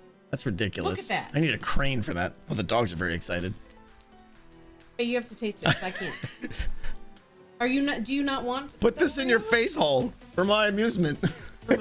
You know what? I think everybody wants to see the taste test. Since I can't taste it for you, this is. I'm gonna have to like. This is the Oreo taste test. Unhinge my lower jaw to eat this thing. This is crazy. America. Yeah, pretty much. Pretty much. Oreos, not good enough. Double stuff, not good enough. Oh, look at how it spooched out like that. Okay, so first comment is cookie stability is not what I would hope. That is the most American thing, yeah. Uh-huh. It's very Oreo-y. What does that mean, Oreo-y? Is the cookie to cream ratio not I can feel the diabetes coursing through my veins. Huh. You know what I can feel is a dog licking my meat. Yeah. Both dogs are licking us. Uh-huh. Okay. Ow, that's my toe. All right, come here. Oh, that was They your are head. so creep. Oh my gosh. So what's the verdict on them? What's the verdict on them? Are you glad that we went to the doctor last week? Oh. That's a lot of sugar. That's my feedback. Okay. That's a lot of sugar. Possibly too much sugar for one. Possibly too much sugar, huh? Yeah. I really wish I could eat one so I could taste it. I know you do. So I could give you But you're being a good girl. true, ow, a true, feeling for the Oreo. They're very sweet. Uh-huh. Very sweet. I have to now drink my Cold coffee. my creamer sweetened coffee now to cleanse the sweetness out of my mouth.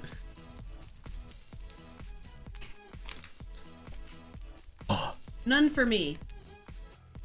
I'm keto. Hi. I'm doing keto. Lost 20 pounds. Okay. She's doing amazing. So we encourage her, and buying these doesn't make it easier for you. Well, I couldn't pass them up because who knows if I would see them again. And I feel like your viewers really want to know what your feelings are. Too sugary. That's my feeling. The most Oreo. Yeah, too sugary. Smells. She's kind of man. Well, we give her a bath, and 2 days later she stinks. Oh. So she's got this one. Well, she also was having some allergies. Oh. She's not itchy now, though. She's kind of stinky. Yeah, are you a stinky girl? Are you a stinky girl? Anyway, that's all. Thanks for letting me introduce. Oh, you want to know? You want to see the nutritional panel? I can't read it, so here. Can you read it? How many grams of sugar? 15 grams of carbs. This is in one cookie. One cookie is the serving size. 110 calories, 5 fat, 15 carbs, 10 total sugars. Protein is less than 1 gram. Okay? For one cookie. It's America in a cookie. Huh. One cookie. Yeah. So anyway. Is the serving size one cookie? Serving size is one cookie? Yeah. And that's because, you know, they can choose the serving size and they're like, we have to make the serving size one cookie because if it's 2 cookies, then the amount of sugar that you're eating I mean, that was a ridiculous amount of sugar. I mean, 15 grams of carbs. Just for reference, yeah. I eat less than 25 grams of carbs a day. Yeah. That's a ridiculous amount of sugar. It's way too sweet. Disapprove. Sorry. Very well. I would much rather have the chocolate peanut butter pie ones. Oh, those ones are good. Those are my favorites. Okay. All right. That's it. Goodbye. Stinky poopers away. Go. Thanks for letting me interrupt your stream of block whatever. Yeah, something. That you're doing. Yep.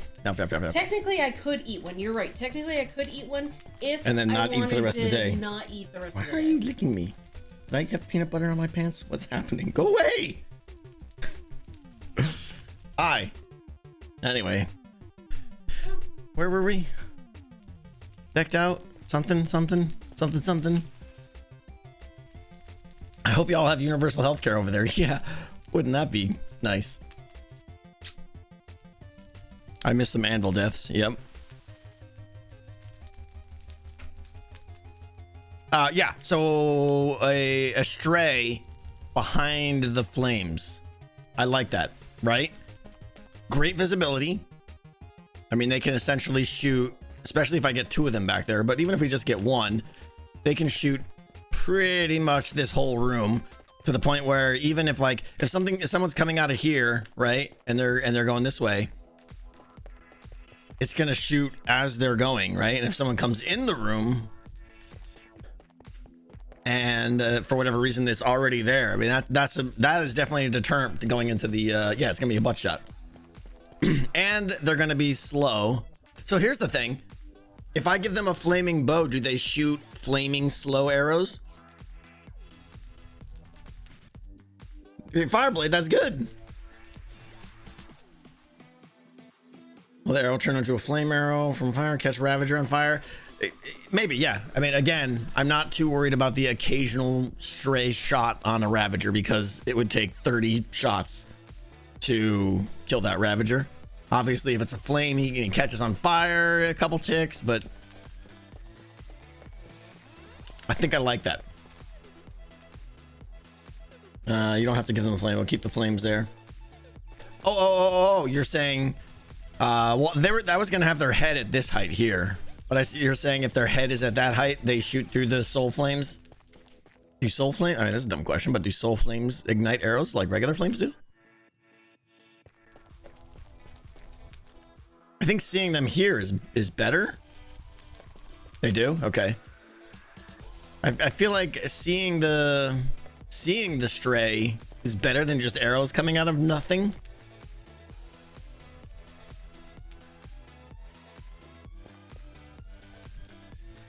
Interesting. Either way, science will happen there. All right, let's write this down. Crypt entrance room. Stray behind soul flames. Stray hidden behind soul flames. Yeah, like that. Put punch on the bow. Well, that might be good, right? If I'm getting chased by a Ravager and I get a punch bow in my butt, boink. That's a good thing. I think even if their head is above the if their head is here, you think the flame will still? Because I don't think the arrow is going through the fire there. But that's all science that we can test some other day. I like it. Are you worried about the bow durability running out? Are they not going to be firing that off? They're probably not going to fire that often. Yeah, I mean that's what is it, 300 shots or something? So you have a bow, test it. Oh, I suppose you're right. Let's see. Can I just do This way? Oh. My bow is flame, so we don't know. We don't know. Great test. Yeah, science there has been proven. And then, yeah, I still like something in the ceiling. Something dropping from the ceiling. I'm not sure what. Obviously, potions is kind of the obvious choice. Water. Interesting. That's interesting. If...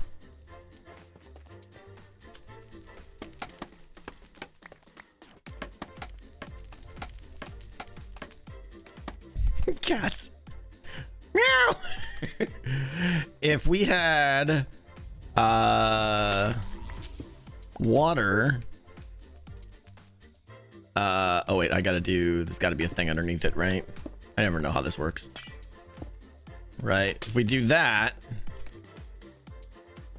and then the water totally spreads, now it becomes, in fact, I would probably do it over here so that it blocks this doorway.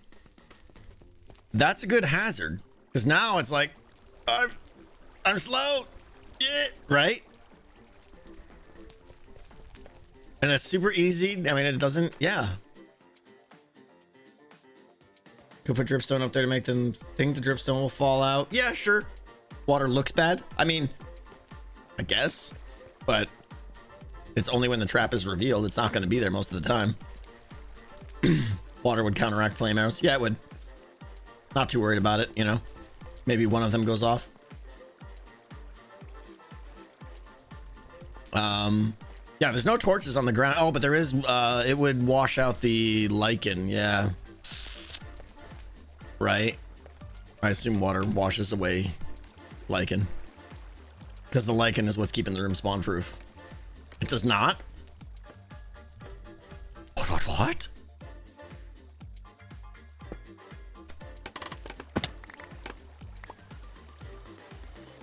So if I did one that fell right here.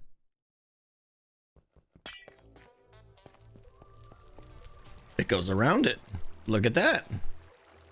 Oh yeah. I mean, look at that. That's a trap right there. I mean, it's going to slow a Ravager down too.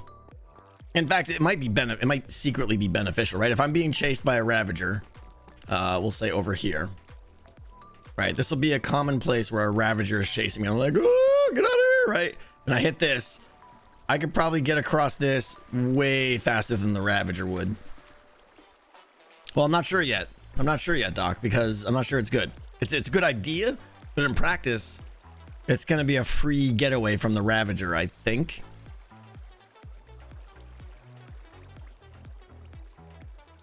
Ravager would get stuck. He would never be able to cross this, yeah. And keep in mind, of course, when the level's done, the water's going to go away.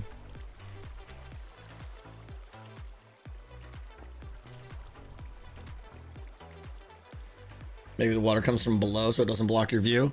Yeah, we could actually. I think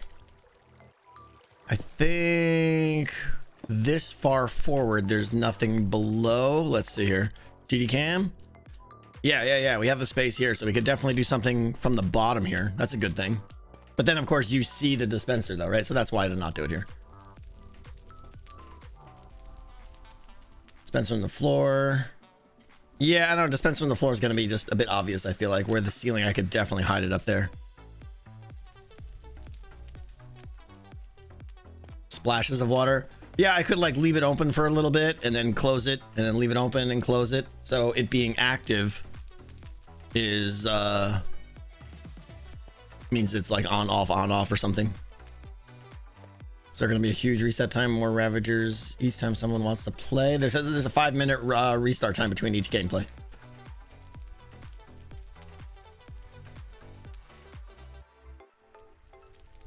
Could hide the water with an icicle. Oh, interesting. I see. If there's an upward facing dispenser, you can put something over the dispenser that can be waterlogged, such that... Interesting. Yeah, I guess that would possibly... I mean, it would be... No matter what I put over it, it would be obvious that... Unless it can somehow completely hide the dispenser, but... I mean, even a lichen on top of a dispenser, you would still see the dispenser easily. So okay, that's 2 for this room, and that's pretty good. Crypt entrance room, water drop from ceiling to slow player, possibly pulse this in bursts, something like that. Yeah. Okay. Half slab over dispenser. Yeah, that would work too, I suppose, but then the water's not going to flow unless the slab is just poking up for no reason. That's weird. The floor parkour idea. Oh, like removing a whole bunch of floor here and making them have to, I don't know, that's a lot. Can waterlog slabs and stairs? Yes, but the water won't flow into it. You can only waterlog it if you dispense right into it. So I could have a slab on top of an upward facing dispenser, but then that water, either that slab has to be sticking out of the floor, which would look dumb, or if there's other slabs, the water won't flow into those slabs. Anyway, I think this room is good. So other rooms, I mean, there's a lot of the, need to close that off. Oh yeah, and then we have the stairs on the side, which is a hazard closer over there. Someone suggested earlier, but you could have a tripstone farm above the room pistons, pushing the dripstone to make it.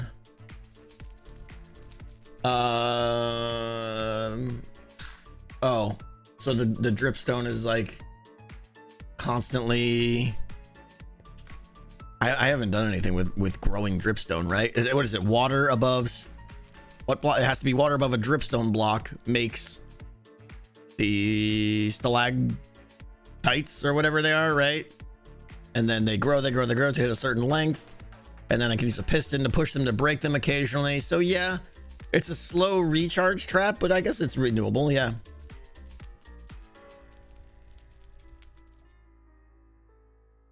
And it would never hit the player. Yeah, I kind of agree, Vaughn.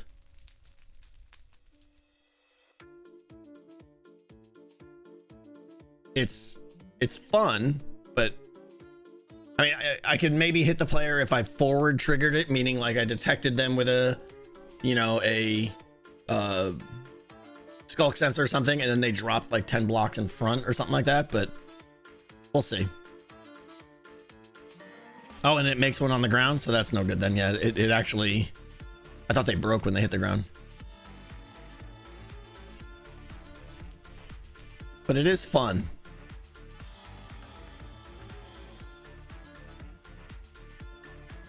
Petrus, you're right. Yeah, just doing that is unique.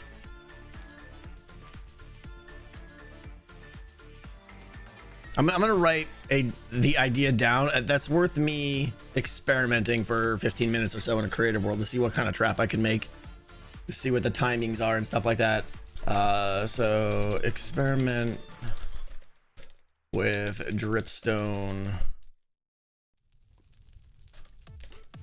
farm that triggers ceiling trap with falling dripstone. I'm using the wrong words here. I don't know, whatever the heck they're called. I don't know. Okay. Okay. In here, there's like little dead end rooms right here. You can't get through here. You can see through here. I don't know that a room like this, again, there's no ceiling yet. I don't know that a room like this needs. Dripstones are better in pit traps, or just fall on them, Mosul. Yeah. Something about a falling dripstone hitting the ground though. Like, it's almost better to have a falling dripstone just fall in front of you because it's scary than it is to try and hit them. Because if it falls behind you, you probably won't even notice it.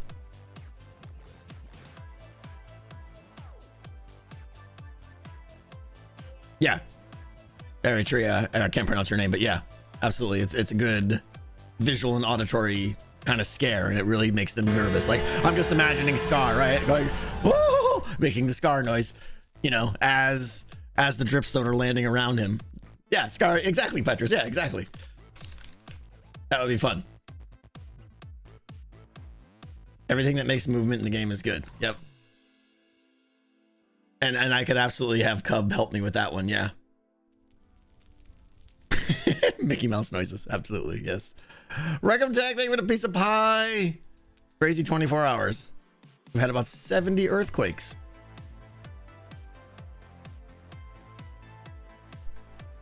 Of course I go to Turkey, the country that was. Oh my gosh. You're over there right now? Stay safe. Are you okay, Reckham? You're in Turkey right now with all those earthquakes. I hope you're okay. I hope you always have a plan for what to do when one starts at this point. Seriously. Be safe over there. Ugh, that's crazy. I can't even imagine how terrifying it is over there right now. You still have internet though, so I guess it's not that bad. Okay. Okay, so yeah, I think this room, I don't know that I would do anything in here. If I wanted to, we could do, you know, like when they go into this corner, it could drop water right here so that it's really hard for them to get out of the room. But I don't know. This right here, there's this like little overlook here. I don't. Cleo getting crushed by anvils.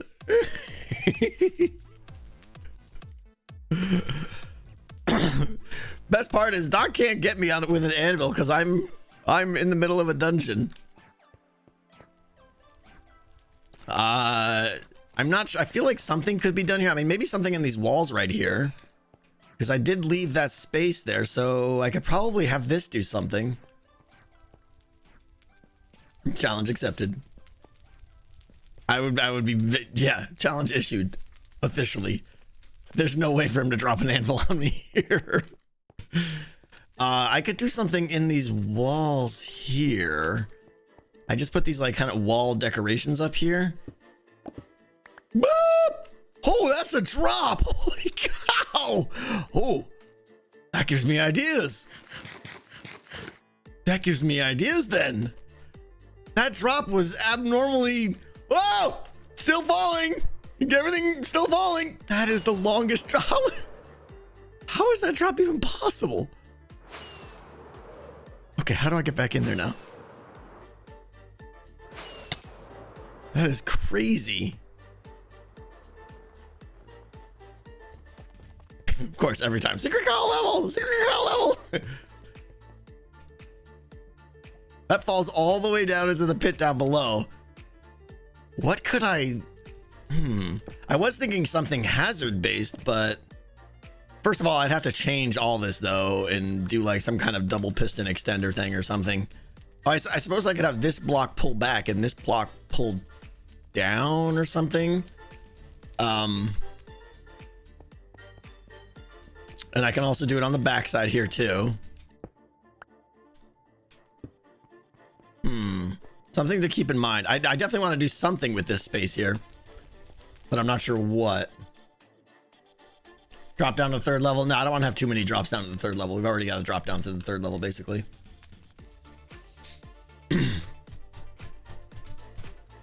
Oh, make it like a dropper game.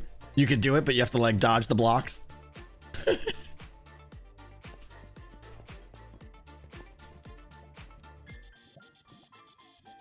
Drop down to the third level with nothing to stop your fall. Yeah, I mean, I could make the fall damage be like, you could do it, but you'll be at half a heart, essentially. I thought about doing that, having some optional fall traps that are a shortcut, but you take a lot of damage, a precise amount of damage. So we'll say, I'll put something here. Crypt entrance room. I'm just gonna say the back plus design opens to something below? Question mark? I don't know what that would be. Okay. Wardens kill you in 2 hits anyways, yeah. But you would die in 1 hit now. Or to another random trap, you know. Okay. I have all these sarcophagus coffins things here built in, and unfortunately there's no way to really do anything with them to my knowledge, because they're so kind of compact, right? There's no way to like, I could have an upward facing sticky piston there or something, but it would be obvious, so I don't think I'm gonna do anything there. We've got these things here, of course, which are fantastic. Yeah, the mummy mod would be fantastic in here. I would love that. It is a good design. Yeah, I don't think I came up with this one. I think I just saw this one and grabbed it. It is good. In fact, looking at this though, that should be deep slate there. I got lazy. We've got these guys here. I've talked about these many times. The Ravagers, because of the iron bar, the Ravagers can just walk right across these. So if you're in here with a Ravager, it's going to be very difficult to. You can't like dodge them around the lava pits. This goes back into that room over there, just so you can kind of see in there. Intentional that you can see in there, but you can't get in there. There will probably be an artifact hidden back behind these coffins here. There's that. What if you fall through the lava to get through the secrets? I did that in Decked Out 1. No one ever went into it. I think eventually someone did toward the end. But I might do something like that. We'll see. Have you thought about using a small dark room for generating random mobs? No, I don't want creepers anywhere around this. Toward midway, lots used it. Yeah, and in fact, it turned out to be a bad idea because once they knew it was there, it was way too OP. It was way too OP because you could just bypass a lot of the evokers and get out of the dungeon easily. Okay, so again, I don't know what I would do in these rooms here. There could be. I mean, this is kind of evil. How much space do I have? I could get a piston back there if this was a one wide. Wouldn't it be great as you were walking by, this block was like boop, and it just like pushed you into the lava? Yeah, wall pushers. That would be pretty good. Blink. But I'd have to make it be one wide, so I would need to, you know, this corridor would have to be this wide, and is anyone gonna walk past that? Not saying I'm gonna do it. I'm just spitballing ideas here, basically. You know, what could work. There is this space here I could do something with. Maybe if there were trapdoors here or something that opened up, there could be a guy in there. There could be. Not sure. Of this room, I think that's something in that column could work there. I'm not sure what it is though. Could be another. It could be another. I mean, I could go with the theme that there are stray hidden in the crypts. It's very on brand. It's very thematic. And maybe in 5 or 6 places as the hazard increases, almost like evokers, which are way deadlier. The stray, the ghosts come alive, right? That's kind of fitting. So maybe throughout the crypt, stray become revealed as a hazard climbs. It's on brand theme and acts as a simple trap. Yeah, I think that works.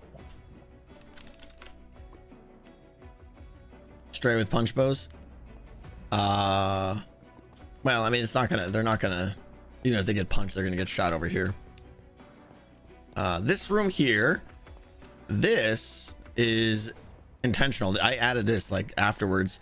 This is a very clear jump boost section. I want them to see that button right there and know that, how do I press that button, right? This is very much a, if I get jump boost, I can hop up there and press the button and there will be some reward. I'm not sure what it is. It may just be you push the button and frost embers or coins pop out of the floor or something, or whatever the reward is. It doesn't really matter. The point is it's an enticing curiosity thing that further makes them want jump boost. So if they're anywhere in this crypt and they hear jump boost trigger, a smart player will go, ooh, and they're gonna come on over here and be like, I know, go, I finally get to press that button, right?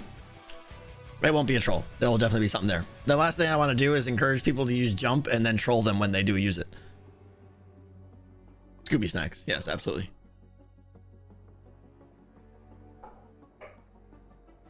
Wooden dispensers pointing into the walls of the coffin. Yeah, if I had a splash potion of poison pointing up, problem is, again, you would see it very clearly. But yeah, you could have a splash radius thing right there. Can't the player jump on the carved blocks there? No, because there's blocks above it. There's no way to make this jump right here without hitting your head. And there's no way to stand on that because there's a block above it. So you're good there. I'll probably make that even more enticing, but the lantern and the button right next to it, I think really sets the thing. We have these crypts here where you have to, oh, I thought you had to duck to get in there. Maybe not. I feel like I should have a slab in there so that you have to squat to get in there. That was what I wanted. I wanted you to have to like really creep back here, right? And then maybe there's a artifacts might be hidden back there and stuff.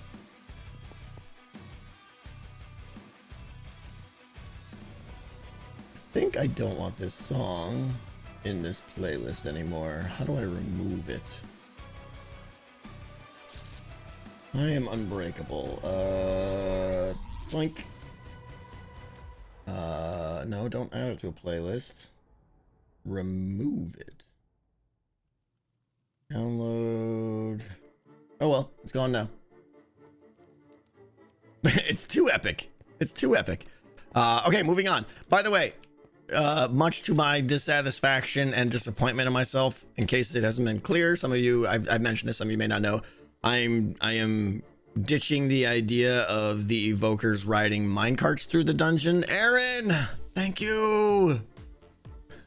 How are you doing today, Aaron? Thank you so much for showing up. Thank you for the 5 gift subs. Thank you.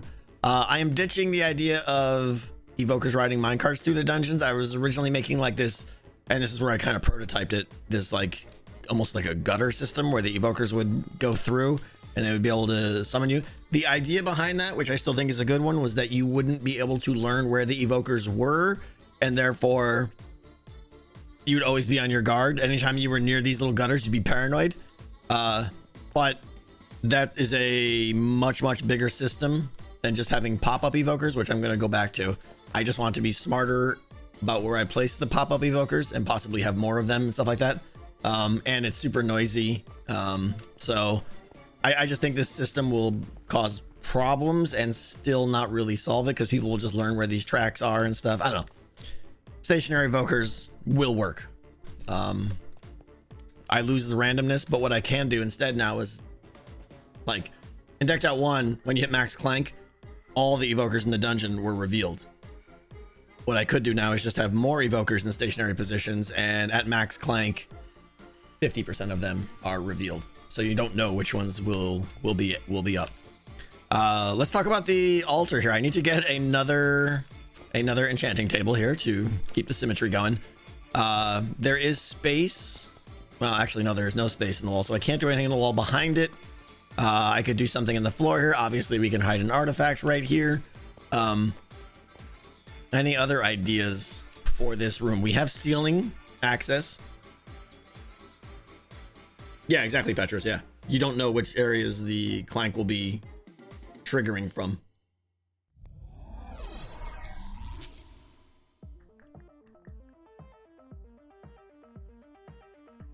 Yeah, Matthias. Pretty much what I just said, yeah. A shulker in the ceiling. Like a living shulker? That doesn't sound fun to relocate. But it would be fun to have a shulker inside here so that if he hit you, you just started floating. Doc Knox had a good idea. I doubt that. Let's not get carried away. Buttons that give reward with low hazard, but hurt with high hazard. But hurt or butt hurt? Because those are two different things.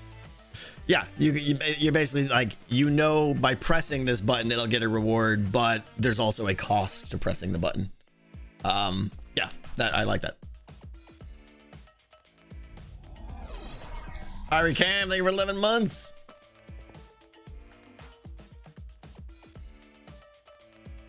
Arrow wall like Indiana Jones. I have a place where we're going to do that in level 2. I'm hoping to get there. We're going very slow here, but I definitely want something in here, something probably in the ceiling.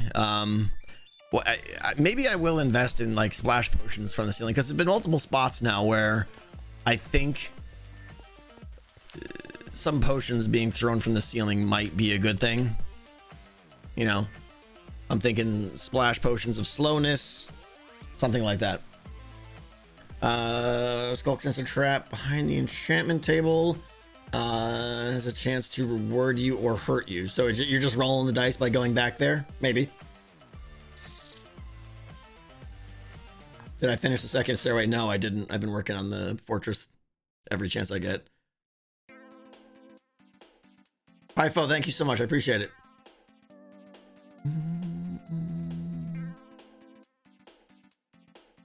Lingering potions of slow. Yeah, I mean, lingering would be great. I'd have to go get a lot of Dragon's Breath. So, but the lingering is more fun because it's visual, right? You could stumble into it and know, whoa, right?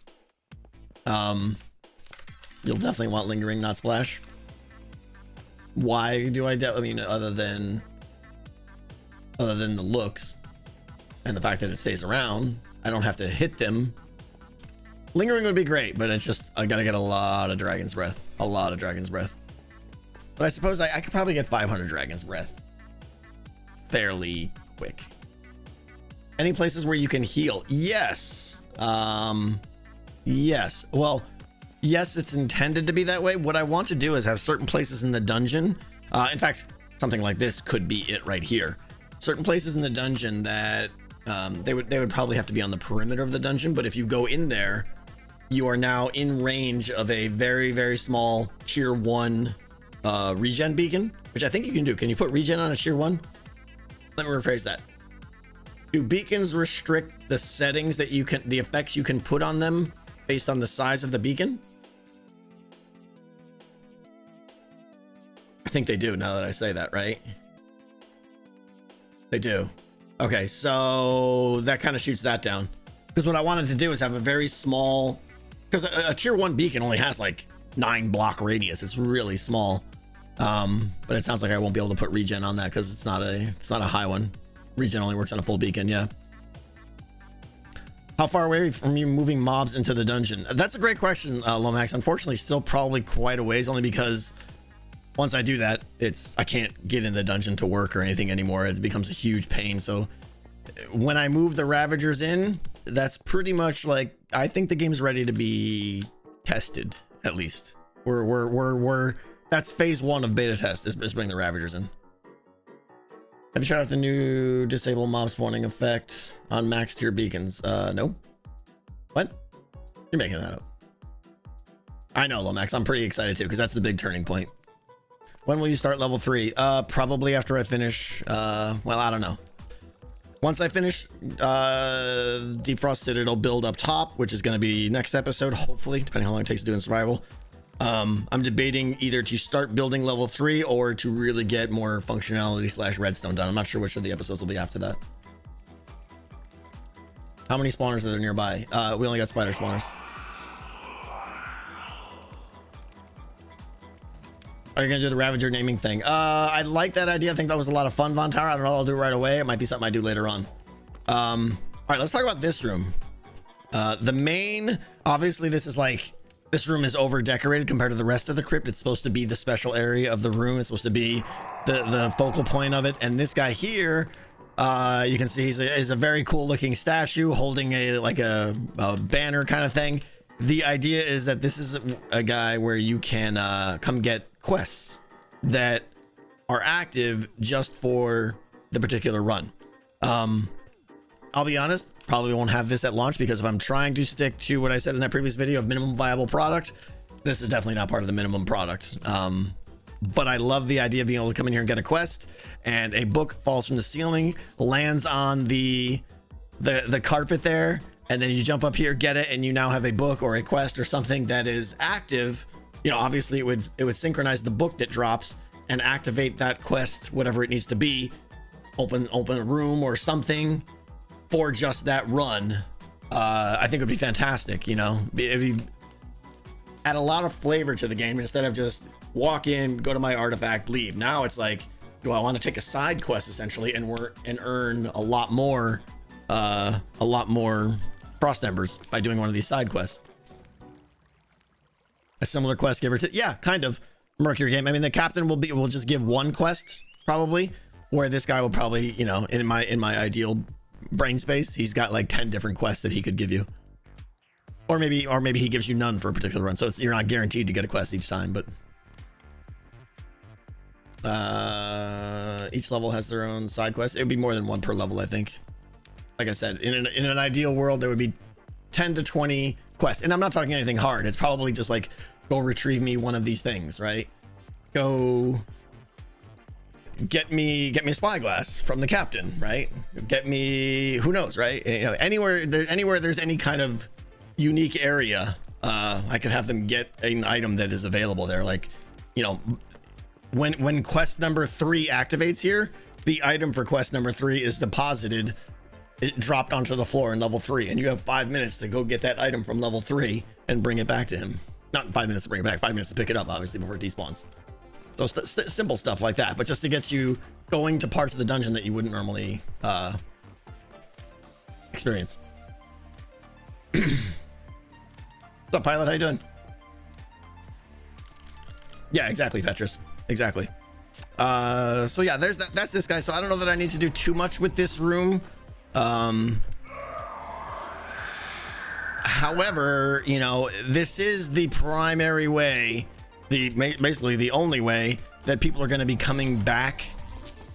Like, oh, I got my artifact on level 3. I've come through level 2. I'm almost right. They're going to come through this room here. So, very much expect there to be, you know, some evokers kind of hidden in one of these or something like that. This is going to be, because it's kind of a funnel point, you know, I can definitely make this room a little bit more challenging. Water guardians. Yeah, there could be, I mean, doesn't really fit the theme, but I suppose. Oh, you notice I also put little blue, that most people won't even notice, the blue glass there, by the way. Ravagers can just run right across this puddle. So if there's a Ravager over there, he's just gonna run straight across this and come right at you, which is gonna be good. Speaking of 5-minute despawns, couldn't you use that to make certain passages only open for a certain time? Yeah, I could just, I mean, that's a simple way to make a 5-minute timer. Guardians are pretty easy to dodge. Yeah, I feel like if you put Guardians in that pool, they would be more of a nuisance than an actual threat. Yeah, Aaron, we spent about the first 30-45 minutes touring the boat and talking about the boat. So check out the VOD if you want to see all that stuff. How do you stay motivated to build these? Eclipse, I get excited about what's to come.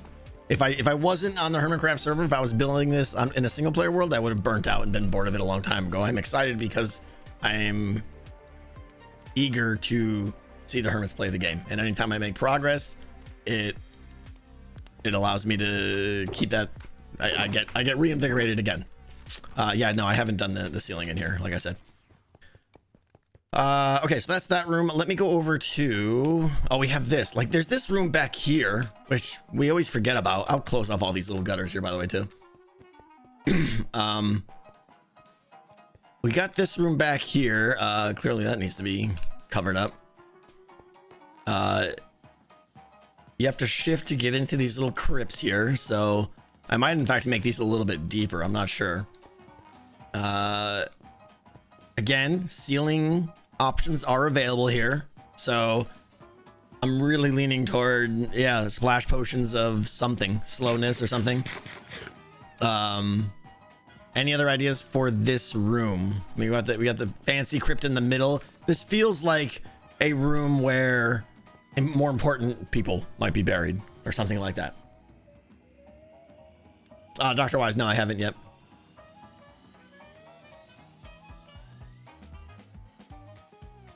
Andrew, no, that doesn't even really make sense. This stuff's all done in vanilla, so it's not a mod. So to make a mod pack out of it is, I mean, I could wrap up all the world and everything and do it, but yeah, maybe after the season's over, I'm not sure. Guardians in the lake with most of the rest, but yeah, James, it's been said there's either going to be Trident Drown in there or Guardians in there. I'm not sure which. We'll see.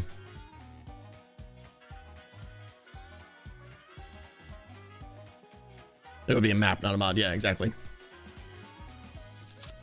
Blindness seems cool. There's no blindness in Java. Middle seems like an Evoker pop-up. Yeah, generally you don't want to, don't want to, but Evoker pop-ups in dead-end rooms aren't as appealing because the player isn't going to come through here on their way out. So I guess let me say this. Right now, the only reason someone would come over here is because an artifact was over here. It would be nice if there was another reason to come into this room, right? Yeah, blindness is what the warden does, but there's no blindness potions in Java. So what could be another reason? Like if they came in here and had to get something from these crypts, maybe there was an item just sitting there like that. Oh.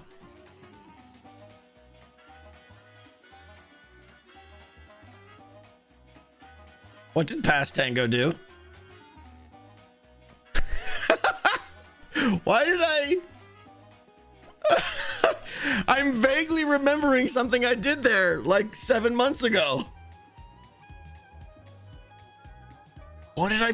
Well, now we have to.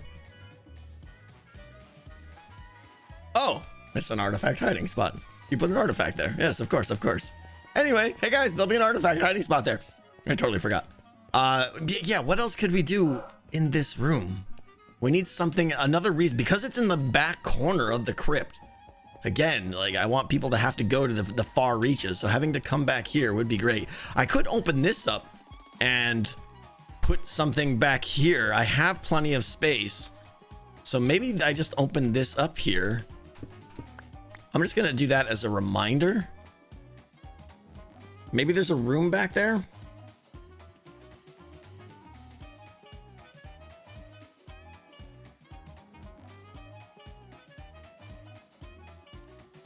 Shortcut. I don't want too many more shortcuts. We've already got two, possibly, well, one, possibly two. Are you writing down the course for your artifact spots? No, but it's pretty easy once you start looking at the redstone where they all are.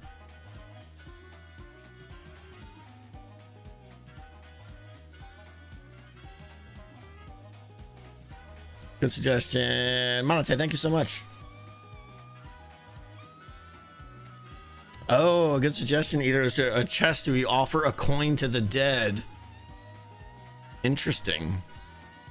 So a little bit of lore there kind of thing, where somewhere else you learned that if you give a coin, like we could say this room is the so-and-so family room and put some family name on it. Maybe put like a crest or something here, like a banner. And then if you donate funds to their souls, blah blah blah,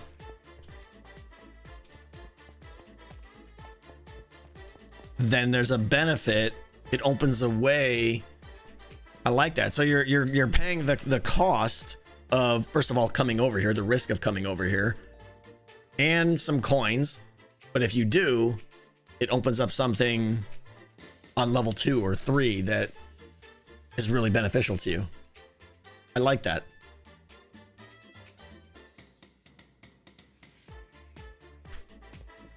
The Zay's family room? Got it, yeah. 2 family crypts. 1 good and 1 bad. One gives something good, one gives something bad. I mean, wouldn't they just learn socialize? I like the idea.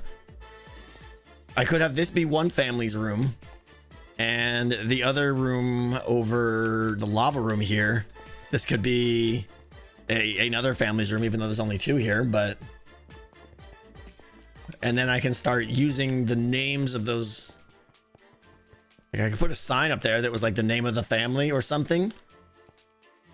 It starts to add a little bit of lore and story, which I'm generally not a huge fan of, but it could be fun.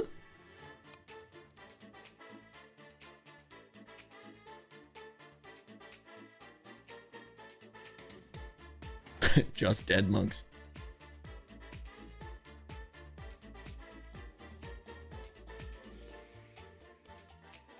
Two-thirds chance good, one-third bad. Easy enough to do. I have to think about that. So I'm gonna. Yeah, it's a Capulets and Montagues, exactly. That kind of theme here. 2 families who were buried in the same crypt, who maybe they hated each other in life, and you. And don't go off on the factions tangent here, because that's not what this is at all. but you have to choose which one you want to support or something like that. And then you receive their blessing, but you receive the curse of the other one. So it's a trade-off. Like,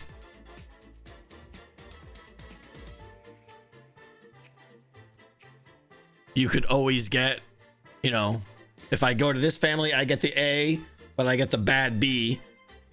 But if I go over to this family, I get the good B and the bad A. You know, so they're opposites. Every family has a good thing and a bad thing that they can bestow upon you.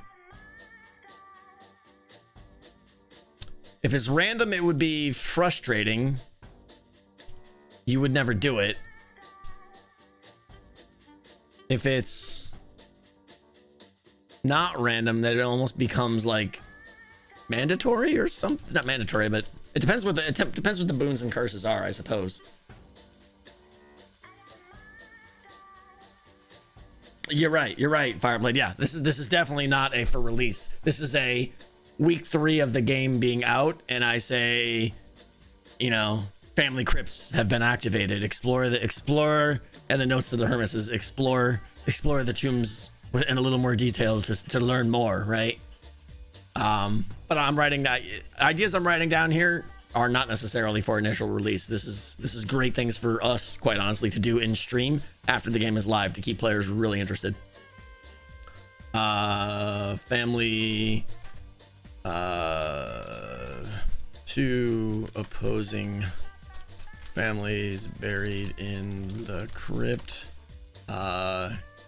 Give coins to 1 to receive boon, but curse from other family. Something like that. I don't know. It's a decent idea. What about hazards in here? Again, it's a dead end room, so putting hazards in a dead end room. Let's put it this way. As of right now, no one will be coming into this room right here with a lot of hazard because we're on level 1. And right now, the only reason to come in here is for an artifact. So there really wouldn't be.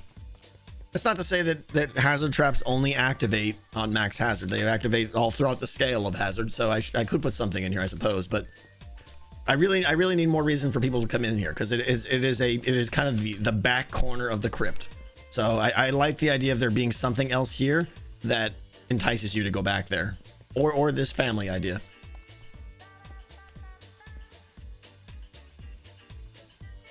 Spider, no, not right now. Sorry. Okay. So, anyways, we'll take a real quick jaunt out to the left wing over here now. More icy caves again. We talked about down there. I already have like these floors right here. They're ugly but simple hazard traps. These pop up, and when these pop up, you know, I'll probably have to fix some walls and stuff so that you can't jump over it. But when these pop up, you won't be able to jump across this. You won't be able to get across this because it's a block and a half high, unless of course you have jump boost.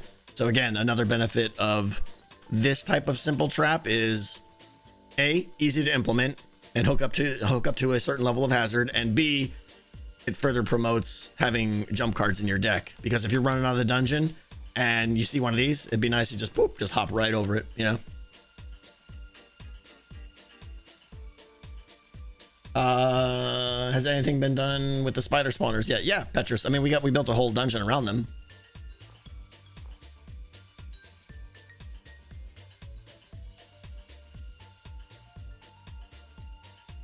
No, map. Mapapo, I can't pronounce the name. No, I'm trying to have all the levels. I don't want to individually release levels. I want to have all 4 levels. To me, that's a big part of what decked out is. I don't want to have a partial level release.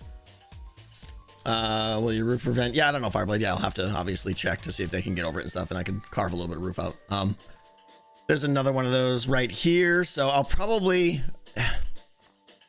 I don't like the way these look, but they're so simple that these are probably like a very common type of closing off corridor that I will use because it's floor based, not wall based. It takes up less space. This room right here, I'll just let you know that when I designed the map, I looked at all the corridors and I said, okay, at max hazard, and I put little slashes through the different pathways and stuff. So for instance, at max hazard, you have to go through this room here, and this room is obviously kind of a pain to get through with all the spikes and the water and stuff. So things like that. You always have to take the unappealing path during max hazard. Then we have this down here, which is good. It is not Ravager navigable. I might be able to change this. I don't think Ravagers will go through this no matter what. And you know what? Maybe that's okay, because it's cool having a little hidden cupboard there. Other than that, I think this room is going to be a lot of Ravagers chasing you down here, I'm hoping. I think what I might use these for something in terms of like, what's the incentive to come down here other than get the artifact? I think coming down here for knowledge would be a good thing. I have to think. I don't know. There's space behind some of these walls. Maybe certain lecterns become available. Maybe I'm not sure. You guys have other ideas of what else we could do with this room? This room is great. Yeah, I like it. Changing the pages on a lectern could activate something. Yep.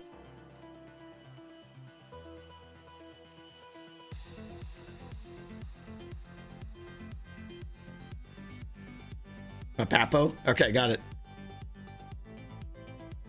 A note block code? Oh, because I have some.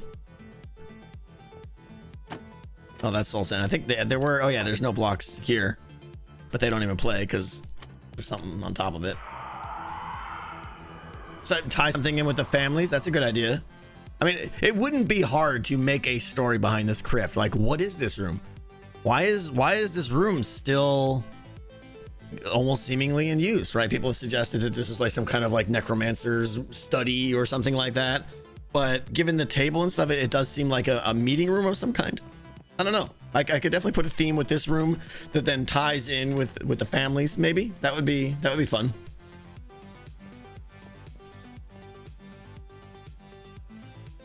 Necromancer Con, yeah. Book about the families, and the only book open it gives you a boon. Oh, I see. So you have to figure out which current family. Maybe this is what you're saying, reverse, or maybe not. But instead of it, two families, one gives you a boon, one gives you a curse. You have to come down here first to see which family is accepting donations. We'll put a better spin on it than that. So you come down here, and I mean, as simple as there's a crest on the wall of a banner or something, and only one of the banners is visible, and then that banner tells you which room you can go to donate a coin to receive a benefit. That's good because it forces you to kind of bounce around the crypt a little bit, accepting tributes. Yeah, that's a better way to do it. I like that. Later, Zing. I like the idea of visit the necro meeting room to find out which family is accepting tribute this run. Yeah, that's good. What else? We have a couple of crypts here. Oh, hi there. That needs to be fixed. Oh, I think I purposely left these out because they're like, that's an artifact location that looks like it got bugged or something. I'm not sure. Yeah, I gotta clean some stuff up here.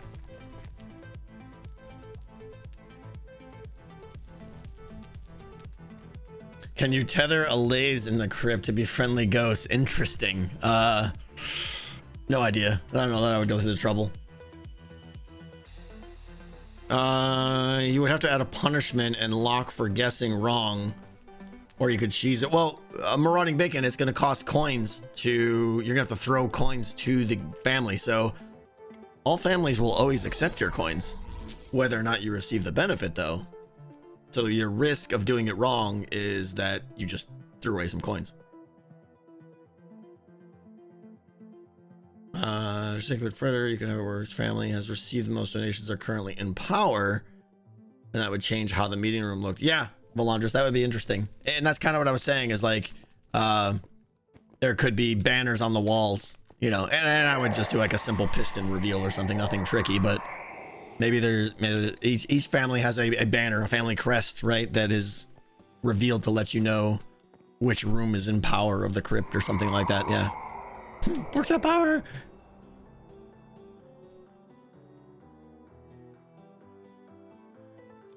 Mobs hitting the walls just for their sound effects. It's a lot of work for just a sound effect when I have a much better sound effect system. I like this room here. I would love to. Oh yeah, we gotta eat some food here.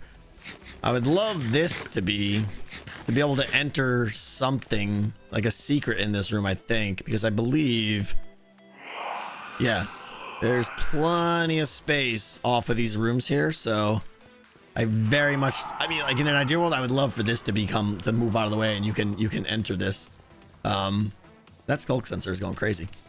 I would love for you to be able to enter one of these crypts or something, or a secret door opens up in this room or something. I'm not sure where, but I'm gonna put a note there. Secret door in, let's see, crypt downstairs, right room. I think what we'll call that. So yeah, anyways, I like the idea of this room being tied in with that family idea and the lore and stuff. All right, let's get to level 2.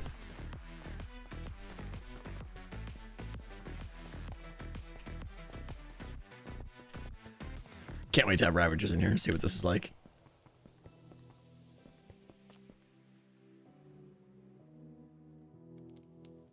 Later, Chamomile. Thanks for stopping in.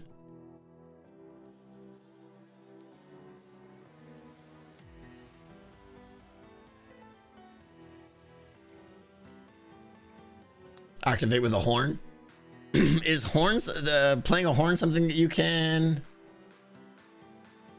The goat horn is played.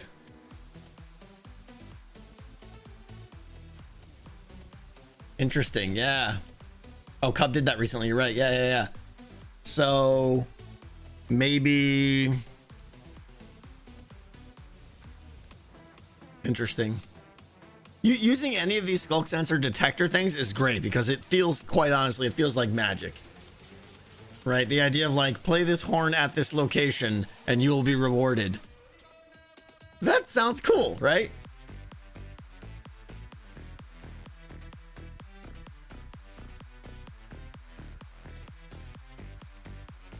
That's fun. It feels very questy and not very, you know, it feels like you could do some fun stuff with that.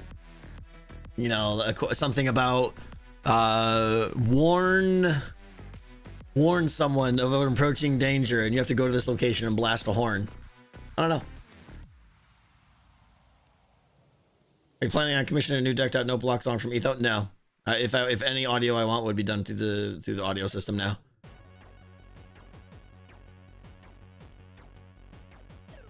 But yeah, you got to be careful about anytime I give the player an item, I have to be careful about what that item could be used for. Could it be used for something other than it's what it's intended for? All that stuff. Okay, so down these stairs here, you guys are familiar with these. We did these a couple streams ago. This is basically how you get one of the paths from level 1 to level 2. I am going to take one of the suggestions and at close to max clank, one of these staircases is going to become obscured. And if I'm extra cruel, it'll be obscured up at the top. So like as you come up here, right, you come all the way up here and then you know, this is closed off and now you're super sad panda, right? Unless of course you have jump boost, you know, because then you have to go down the stairs, you know, cross the whole lava section of level 1 of level 2 and then go all the way up the opposing staircase, right? You have to come here, you got to go all the way over there and go up those stairs. That's a pretty hefty penalty, so it'll be at max hazard probably, but it's also a good way for you, like, hey, you know, it's becoming clear that hazard is going to be a pain. You know, if you ignore hazard, it will definitely cause you headaches.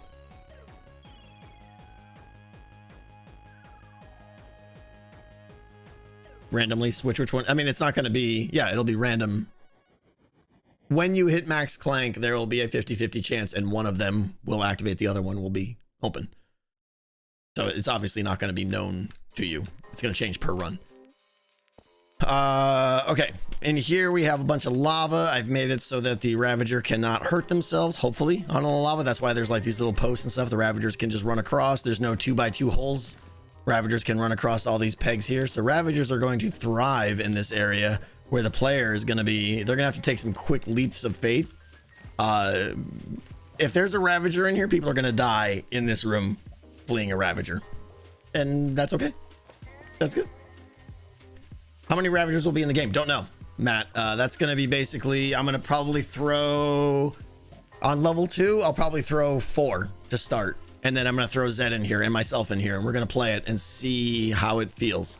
And if we're never running into Ravagers, we're going to add more. If we're dying every time to Ravagers, we're going to take some away, you know? But that number will be definitely based on playtesting. Okay. Other things in this room, I don't know that I need to do too much with this room because it's already a pretty intimidating specialized room. Too bad you can't get spawn eggs. Yeah, that would be nice. Will you get Etho to playtest? I don't think Etho would playtest. And for that reason, I wouldn't ask Etho to playtest. I know Etho has very specifically not watched any videos or VODs or anything based on Decked Out because he wants to, when the game launches, he wants to really absorb it and enjoy everything for the first time and stuff. And I would encourage all the hermits to do the same, quite honestly. I hope there's no hermits who are watching these videos. I mean, that's implied. You should, it would be way more fun if you just go in and wait for Decked Out to launch and haven't seen the dungeon or haven't, aren't aware of what cards there are or any of that stuff. It would be so much more fun. But unfortunately, yes, you could get a big advantage by watching all my videos, a massive advantage by watching all my videos and especially streams. Hopefully that's not what's happening, but there's no way I can stop it. Get out of here, BDubs. BDubs is in Mickey Land right now. I don't think he's watching my stream. Scar playtest? No, Zed's gonna be my playtester. Zed and I stream well together. He's expressed interest. He did a lot of the playtesting for Decked Out 1. He's really expressed interest to playtesting this one. And let's be honest, Zed, when the game is live, he's not going to be like Cub or Corrales or Etho, who really gets into it and plays it all the time. He'll record it a few times on the video. So he's not, by him playtesting it, I'm not giving him a huge advantage because he's not, I don't think he's going to be competing to win the game. Anyway, any ideas or thoughts or anything with this room? There is space out the back here. There's a lot of floor space, so there's things that could be done. Why don't I put fireplaces in the lava pools for smoke? That's a good idea. That's a good idea. Yeah, that's a cosmetic thing, but it would look cool. Definitely. In fact, I think I could probably do that by just, let me see, is it obvious? Yeah, I could just go find these drips, replace the block, throw a, let me go do one of that right now. Actually, that's a good idea, and I think it would be fairly easy. Hopefully I can do it without killing myself. Let's go get a couple fireplaces because that's a good idea. That's the kind of thing I'll always keep putting off. Do I have any pre-made fireplaces? Fire pits, whatever. There's probably one right here. I'm probably just, oh, there's an enchanting table. Let's go put that in the thingy thing. I didn't know I had those. All right, what is it? Sticks, logs, and coal, I think. Right, and then a couple of logs, and nope. What is it? Fire. Log. Does it have to be chart? No. Oh, it's because these sticks are named. Stupid name stick. Is there any way to unname? Bork. Yeah, I know. There's no way to unname an item, is there? Have smoke obscure view from stairs 1 to stair 2. Oh, interesting. I mean, they're gonna learn the first run that there's another staircase over there probably, so I'm not too fussed. All right, more sticks.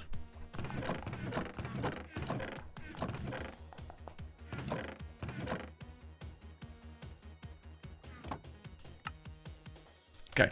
10's enough for now. Yeah. Hay bales. I don't need them to. I don't need smoke going up 50 feet in the air.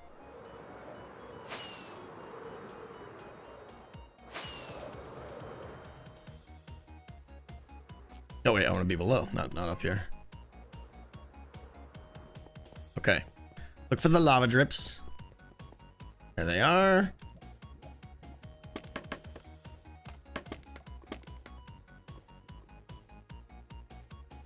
You can name it a single space to unname it. Does that actually, I mean, it visually looks like it's unnamed though, but I suspect it actually has a name still. Fire charges. You're right. This is the place where fire charges would actually fit in pretty good. How long will the stream be today? I don't know. I don't know, Rox. It's a good question. Yeah, GP. Yeah, I think you're right. Naming it a space only visually makes it look. Remind me to put that enchanting table in later. Let's see here. I want to get the. I don't want lava on my face, so let's go. You. That. Does that work? Yeah. Yeah, that's perfect. That's perfect. All right, let's do some more. I think only one is good there, right? We don't want to go too many. I don't want to overdo it. Let's do one, looks like right here, maybe.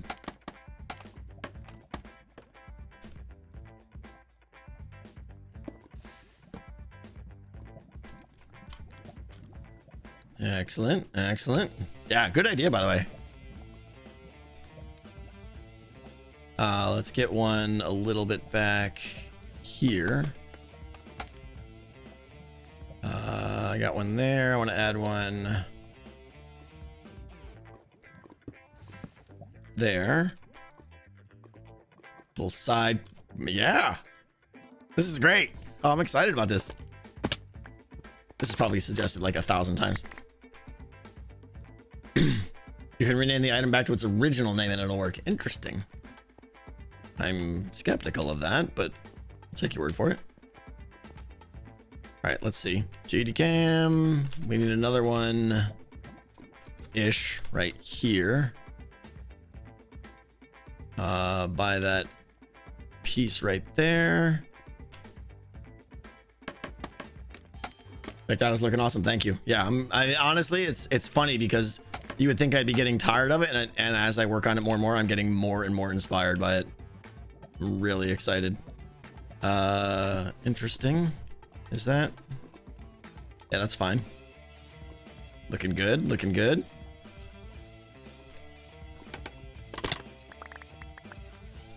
I'd be curious though, and I've been thinking about this a lot lately, is, you know, what percentage of my viewers, when I say my viewers, I mean people who are watching at the beginning of the season, and there's definitely a significant amount of people here. I know you guys will all say no because you're here, but how many of them are just like, enough of this already? You're gonna do one project the whole season, right? I get it. I absolutely get it. That was a big concern of mine. I was like, okay, I'm gonna invest pretty much an entire season on one product. I know you guys are gonna spam never, never, never. You're here watching me do it. You might be a little biased, believe it or not. Oh, bad things have been done. Oh. All right, we got a stage 3 double smoker here, everybody. Curious, you know, because it is a lot to be doing one project for a whole season. Probably about 20%. That's kind of what I would guess. Yeah. It is a huge project, and I'm basically working alone. My videos have not been that collaborative lately, and that's bad. Oh, mistakes are made. Oh, that was close. I didn't have a block to place it against there. So I really need to start getting more people involved. Like I got BDubs involved in it, and that helped. So I got to get, you know, like maybe get, like I said, get Cub to do some traps or something. Would be really fun.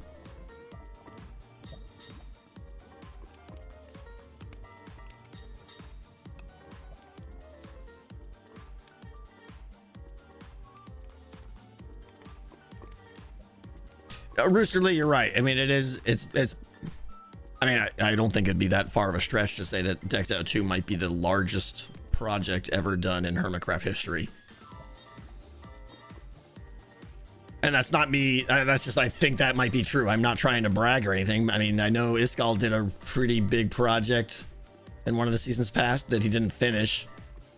Can you guys think of any project that's bigger than this? Beef's game, yes, is different, hard to compare, apples and oranges, but time-wise, he was definitely invested in it for a lot, yeah. I wasn't thinking the tree. He, in like season 5 or something, he did some game that was really big, but he didn't finish it and he didn't work on it that much, I think. Scar's tree. Sahara, yeah, but I feel like they did Sahara in like a month and a half. Didn't they do like all of Sahara in like 6 weeks or something like that?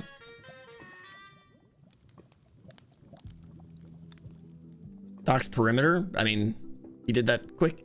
He built a machine that did it. Anyway, doesn't matter. Just interesting.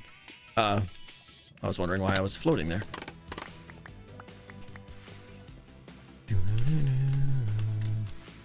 All right, let's do one. We'll do one over here. Joe's pinball is pretty huge. Yeah, absolutely. Cool. Fall and splat. Go boom. I'm making sure I have a block. Okay, I do.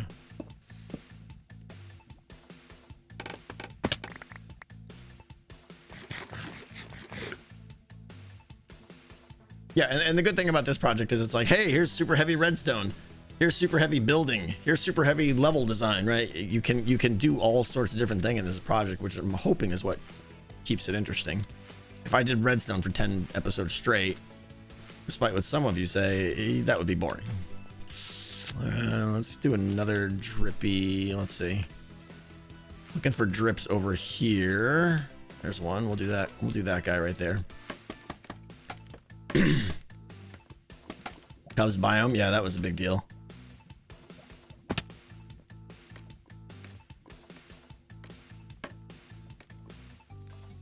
I think that's lava. Yeah.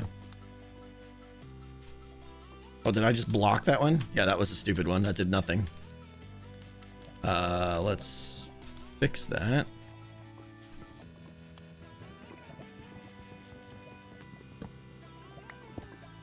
And let's do it there instead. Cool, I just put it in the column. Oh, it's over there. Okay, that works. Is that enough? Like, we don't want too much here, right? This might be enough just to kind of, I think that's good for now. That's the mood. I don't want too much of it, so we'll just do it. Is there a cable guy here? How you doing, my friend? Good to see you.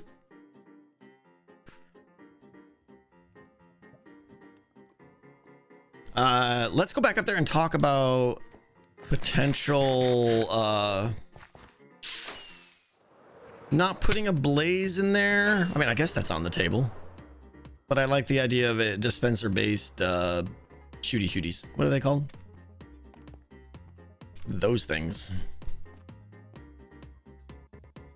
Blaze, fireball. Yeah, fire charges that. Where's the drop hole that I go in? There it is. Okay. The burnificators. That's it. Yeah. What's up, Red Wall? How you doing? By the way, there should be an over-under that you guys, there should be bets being placed about how many times before the launch of the game I will die in this room. Because, you know, there's that. Okay. By the way, I already forgot whoever suggested the fires. Killer idea. It was probably suggested in my comments, but this is a great idea. It really changes the whole theme of the room. Whole feel. Love it. Okay. Down here, I mentioned this in the past stream. This room right here, I want this to be arrow dispensers. I'm gonna put a skulk sensor in the floor. Probably detect the direction you're going. Oh, enchanting table reminder. Yeah, I'll do that in a second. And I think hide maybe like 4 or 5 dispensers in the walls. Inset back a couple blocks. Will they damage mobs? Potentially. I will do it as on a It drives me nuts that the only way to make a true player detector is to use the shriekers, which I don't want to do because that's associated with generating clank. If you don't use a shrieker, you can check things like footsteps and stuff, but every mob generates that. So then, yeah, it'll be shooting things. So pressure plates, I mean, that's not a player detector. Pufferfish, not a player detector. And I don't want to deal with pufferfish stuff anyways. Although, wait, does a pufferfish puff up at a Ravager? Probably not, huh? Yeah, they probably don't. Only at players? Okay. So I suppose a pufferfish is it, but I mean, that whole pufferfish thing is so, quite honestly, archaic. Error prone, it can break so easily. It's not that reliable. It's got a very small area of influence. They're kind of bad. Why did I have that torch there? I don't know. Adesiel, thank you. Griffin Prime, by the way, 31 months. Well, look at that. Thank you. 31 months. Thank you so much. Let's see. I get concerns about alienating your viewers by doing one project, but you also have to think about the opposite, the amount of new people that might get attracted. Well, I don't know. Yes, in theory, there are people that go like, whoa, what is this thing Tango's doing? Let me go check that out. Yes, there are those people that exist. However, I will say it's actually the opposite, because for someone coming in 15 episodes after I've started Decked Out, they have no idea what I'm doing. And that's that feeling of like, I have no idea what he's talking about. I have no idea what project this is. Most people don't have the inspiration to go back and figure out what they're missing. They just kind of peace out because they don't like what they don't understand. If that makes sense. But who knows? Who knows?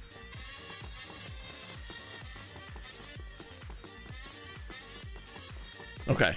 To the enchanting room. Feels bad for those peeps. Yeah, I mean, I do kind of feel bad. Like, you're missing out on this really cool project. Excellent work. All right. I don't like that it's 2 books, but I can't have one there, and it's not an odd based room. It's even based. I struggled with this, and that was the end result. So, oh well. I don't understand anything, but I'm still watching. Well, thank you. I appreciate that. Okay. Right, let's move on to, well, let's talk about the fire shooter things again. I can never. Fire charges, yeah. I like the idea of fire charges in the walls, right? Should they be hooked up to hazard, or should they just be going off randomly? Should they be flying across the room? I could put blaze in there, yeah, and then it becomes definitely more a hazard, because like right, the wall opens up and there's, you know, there could be a blaze right behind there easily, right?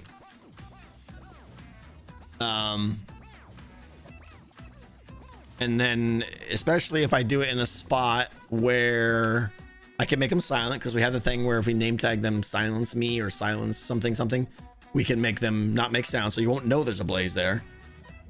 Problem with blazes, they make spots of fire around the place. Yeah, I mean, we have fire tick off, so yeah, they will make fire on the ground. I'm trying to think, is there maybe when it hits when a fire charge, when a blaze hits the wall, it makes that wall catch on fire? This is a dumb question. Right? Walls can be on fire, not just grounds, right? Like vertical surfaces can catch on fire.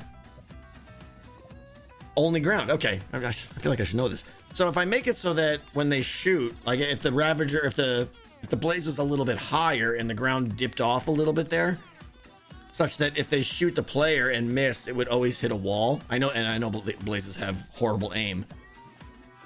But if I made it so that they always hit a wall, maybe that works.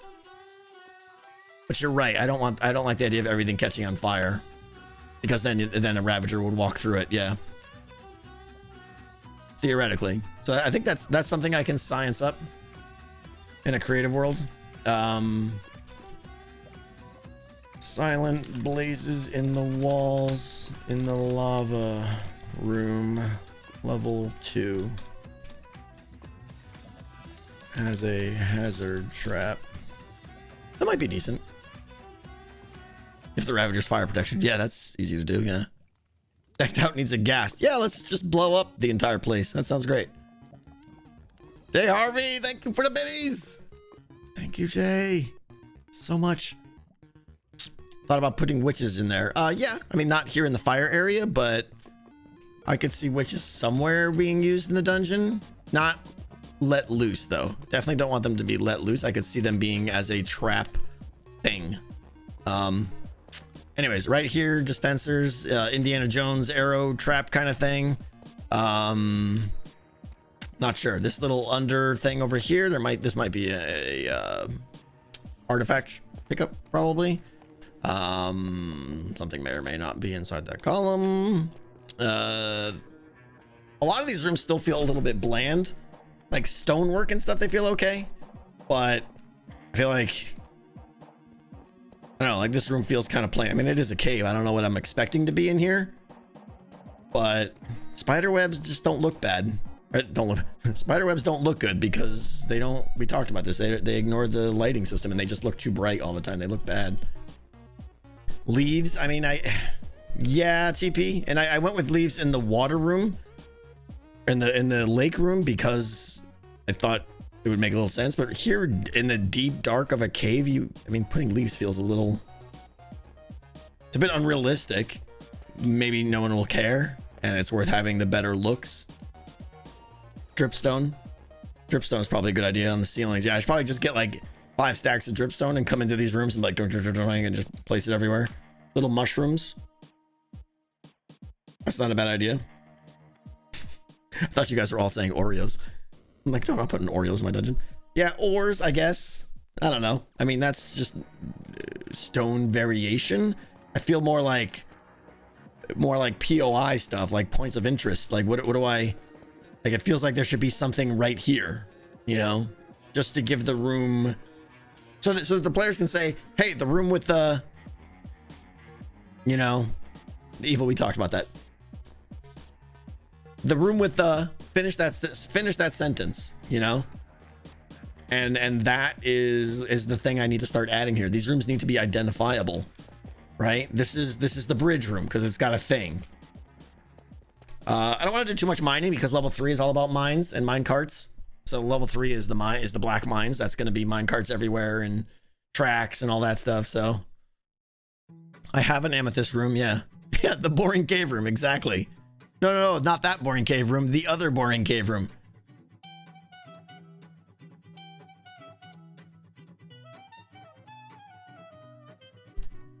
Cave decoration, POI ideas. Fossils. I could have a fossil room. A dead traveler. Yeah, hard unless I get Cleo armor stand stuff. I like the idea of there being the dead adventurer. It's cliche, but it's still kind of fun.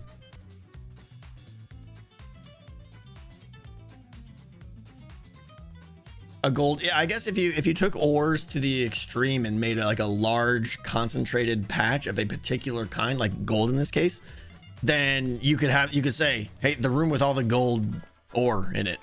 So that's actually a decent idea. If you use it, you can. We're not talking about dabbling in a couple of coal blocks somewhere. We're talking about making one room. It is a POI based on the ore in that room. Again, that feels like it's something for level 3, but possibly. Yeah, like the gold room, exactly, fictional. An inactive portal, interesting. Yeah, like I mean, you know, in whatever version it was, they started adding those old portals. Have a little bit of netherrack around it, and it does nothing, but it's a decoration. A little weird. Or an active portal. Now you're getting crazy. A ruined portal, yeah. That's a good one.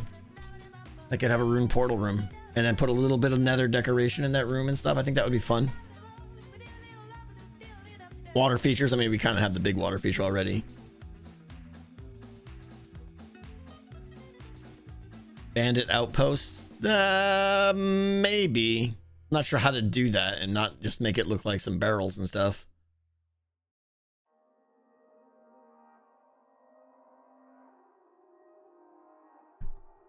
Ancient city architecture. I mean, that's level 4.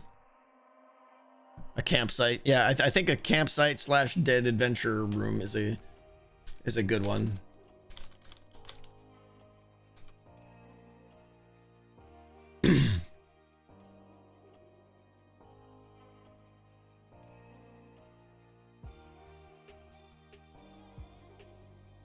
A mine entrance that has collapsed. Possibly.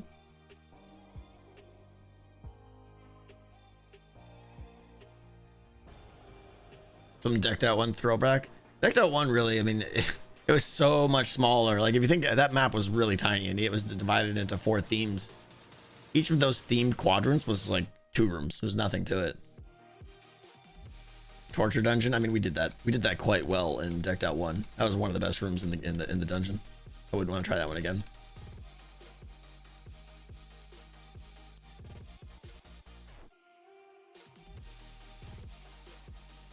Gonna read a few more ideas here. A mimic chest. I mean, great idea, but how would I pull that off? Geode room. We have a geode room already next to the mushrooms. Nice, Lomax.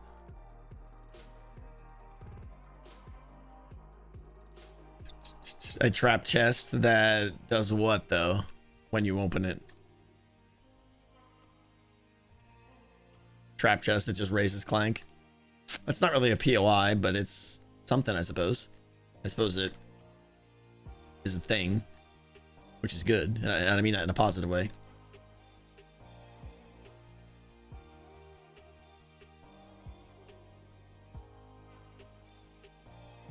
A sewer room. Sewer suggests urban. This is clearly not urban. There would be no sewers here. Beefy, yeah, that's just a little side project. Storage room. have the tunnel just go into my storage room. Help yourself. Invisible slimes, yeah. Stone figures like trolls. They got like something that got turned to stone. Interesting, yeah. Tough for me to pull off. And I think even for anyone to pull it off, you would need a lot more vertical space. I think it's quite amazing the statue I have in the crypt, that it looks good at the size it's at. I think for most statues to look good, you need at least 20 blocks tall. That's just my ignorant opinion that most will agree with, I'm sure. But and a lot of these things, you need these POIs for the quest that I want to do, right? You have to tell them go to the, so that they can go to the thing and do the thing. A small burger joint, yeah. An ethos slab room. That's a good idea, actually. Just like have a light shining down on just a single slab. Like it's almost better if I don't put a sign on it or something. Just have a room that's like, it's all focused on this one central plinth. Look at me using big words that I didn't know. I used to not know. And just put a single slab on it and put a light above it that's like shining down on it. The frog room. I wanted to do the frog room. That's a good idea, actually.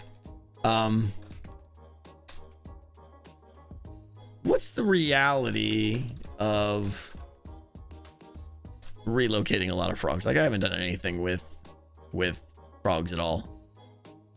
Who's got a lot of frogs in it? Can I don't even know. How do you still need frogs to make frogs, right? You can't just like make a frog out of slime, right? Oh, can you pick a frog up in a bucket? Tadpole in buckets. Okay, yeah. All right.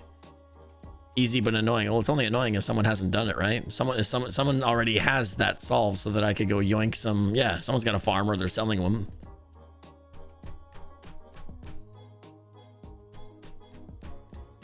frog room is a good idea, right? And a well room, honestly, is a good idea too. I could make a good looking well, and of course the well would have to lead somewhere. You know how that is. Frog room, yeah. Maybe the frogs just live in the mushroom area. The problem is I'd have to like, nothing would keep them there. How do you contain the frog? Yeah, exactly, Dan. That's what I was just thinking. Is anytime I introduce a new mob type or entity of some kind, the immediate question, that's dumb, is how do you contain them there? You know, I could do the carpet over the thing and stuff like that. So maybe evil notion. Look at this guy with a piece of pie. You should totally have a trapdoor in the wall somewhere to put people into swim mode. Let them crawl on their bellies to another portal where the secret... Everybody with the secret cow level. There is no secret cow level. There is no secret cow level. Yeah, I do already have trapdoors evil. I've showed one or two of them off already. There's places where trapdoors, you get on your belly to crawl through a one hole. And yeah, there will be more of that because I love that mechanic. Frogs can be prevented from jumping by using honey blocks. Okay. Okay. So it would have to be a side room somewhere, which means building a new room. Well, I guess I could turn an existing room into a frog room. Let's look at that boat. Look at this room. This room is so good now. BDubs amazing. Jump. I have this room over here. I could probably turn this because it's kind of isolated, right? There's the only way in is over the jump wall and then this corridor here. If I narrow this up a little bit, I could make this the frog room and then just frogificate this whole room. I know, Cash. I know, right?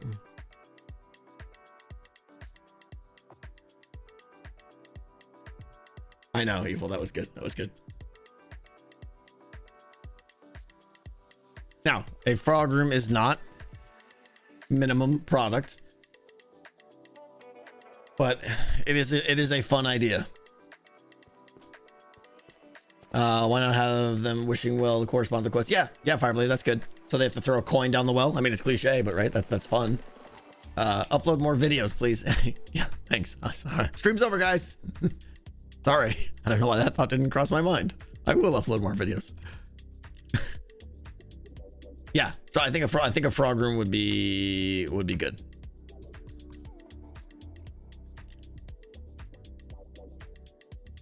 Put the frogs at the bottom of the well. Oh, so you jump into the well to get to another room? Maybe. Yeah, I'm debating in the well if you throw coins into it to get something, or if you go into it to something. I'm not sure. I know, Doc. You'll know why I'm not uploading when you see the next video. That's why. Okay. There's one spot over here that I want to talk about. So one of the things with level 2, I mean, let's face it, levels 1 and level 2, once the game is, we'll say, mature, once the game has been out for a while and people are starting to get 10, 15 cards in their deck, they're probably going to be playing at a difficulty delve that is going to take them down to levels 3 and 4. That's a good thing. Which then means that levels 1 and 2, the only purpose they really serve is how can I get through them as quick as possible and with minimum threat. So one of the things I have to be very aware of is what is the path that the player will most likely take, right? Pretend I'm a player, right? And I'm returning from level 3, right? I just came in from level 3 right here. How do I get out of the dungeon? Go left. Lomax says, yeah. How do I get out of the dungeon, right? I'm probably gonna, every player is gonna have the way that they think is the best way to go. My goal is that to be not the same for every player. Then I'll know I did it right. If people think the best way to go is different, because there's gonna be a way that's the shortest physical way. But what I need to do is make that way that is the shortest physical path be more dangerous than something that takes a little bit longer. And then the player to debate, well, do I want to take the long route and know that I'm probably not going to run into any evokers or possibly less ravagers, Or do I just make a beeline and gun it and I'll be able to make it, right? That's the decision here. And right now, I think the shortest path is this one. Right through here. And then straight up here. Straight to your death. That's the shortest path. Die.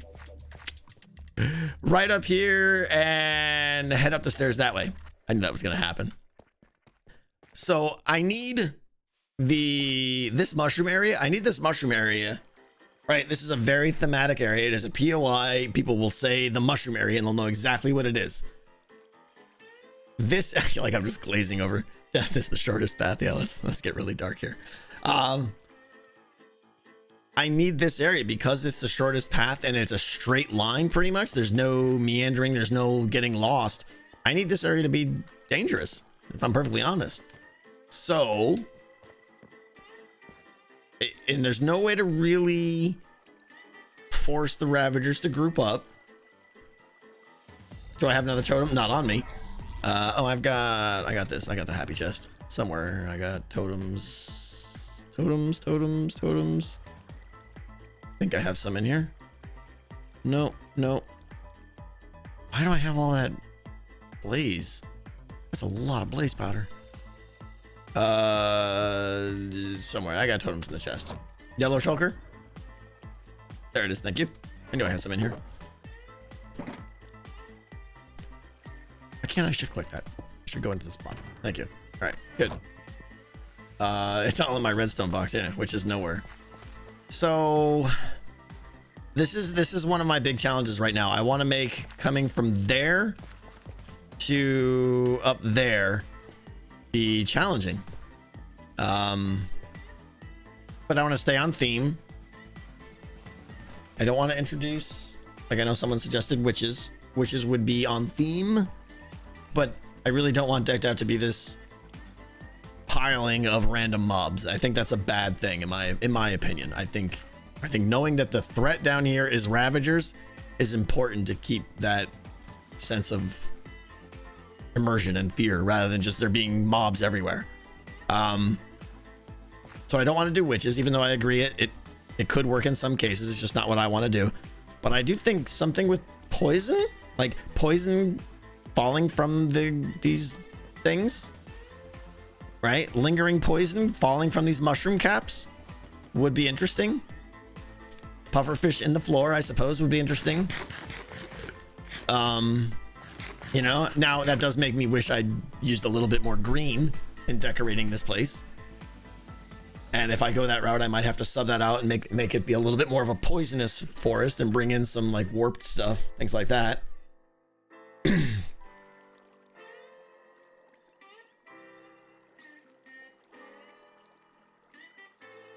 Ravagers break mushrooms, right? Oh, I hope not. I need to test that now, do they?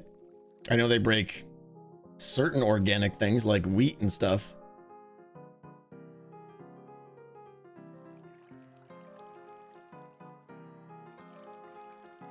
I could use harming, yeah.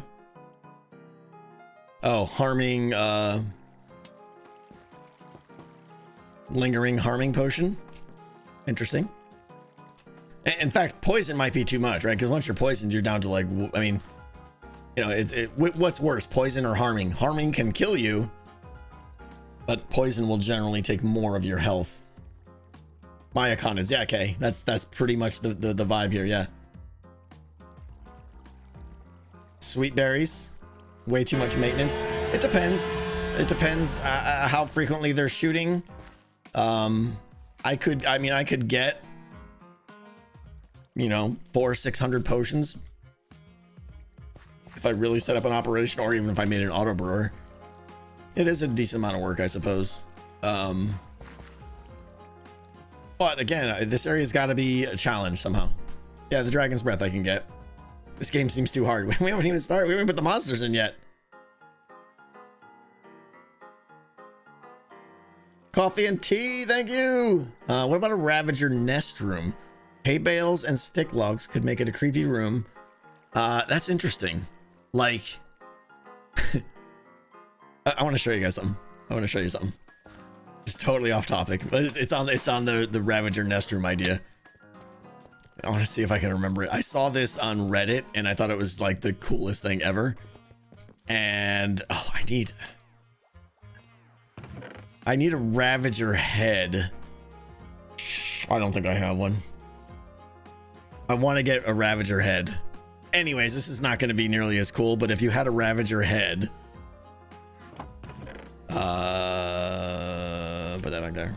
Yeah, you can make a Ravager baby and it's so simple. You just put it on a cauldron and it looks amazing. It looks amazing. Here we go.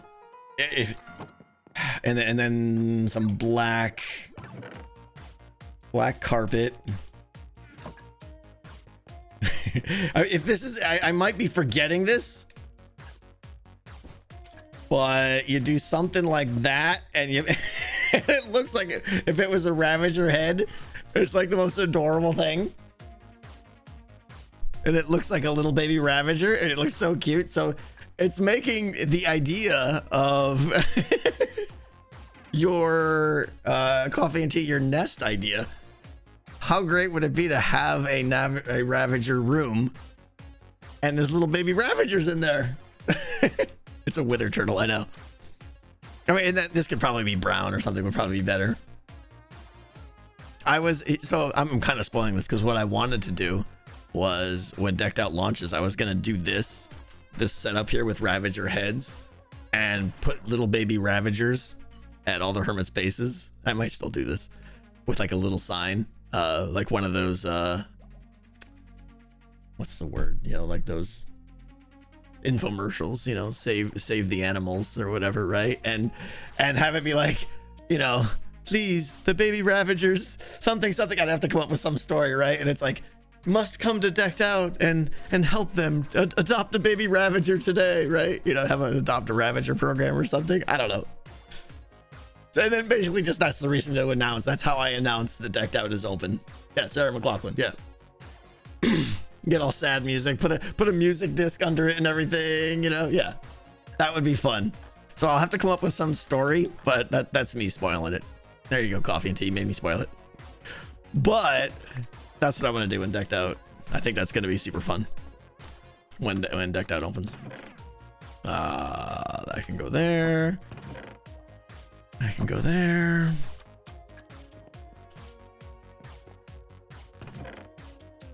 I can go there.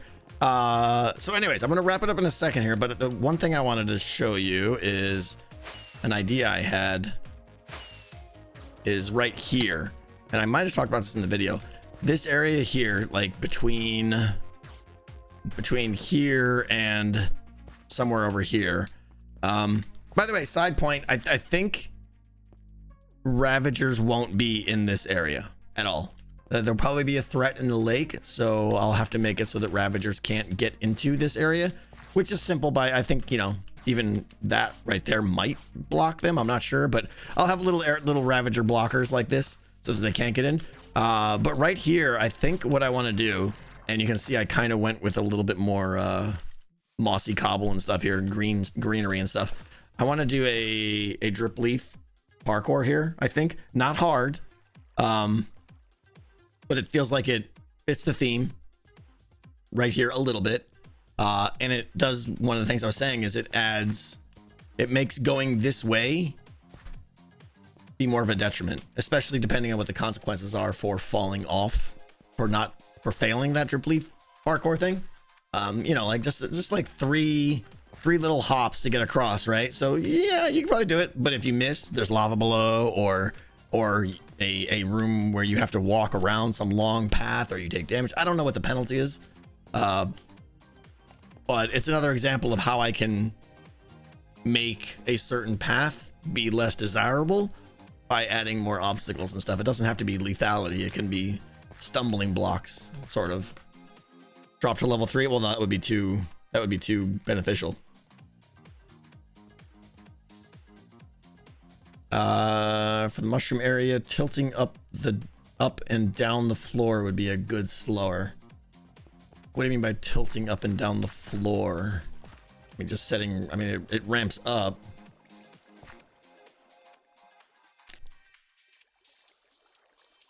cobweb room that slows him down. Yeah. Put guardians in the lake. It's either going to be guardians or zombie trident. I'm not sure which. my first reaction is zombie tridents.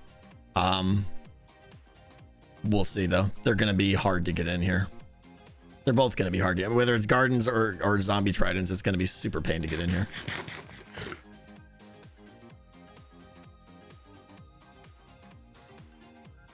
Oh, I see what you're saying, Warlock. Like, actually have it be the floor is alive. Like, take...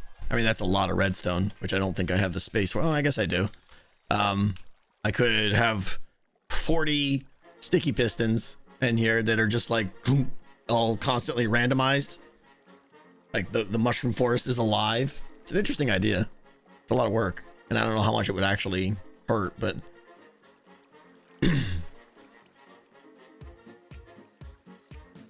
just give tridents to drown regular zombies. Well, tridents aren't exactly easy to acquire.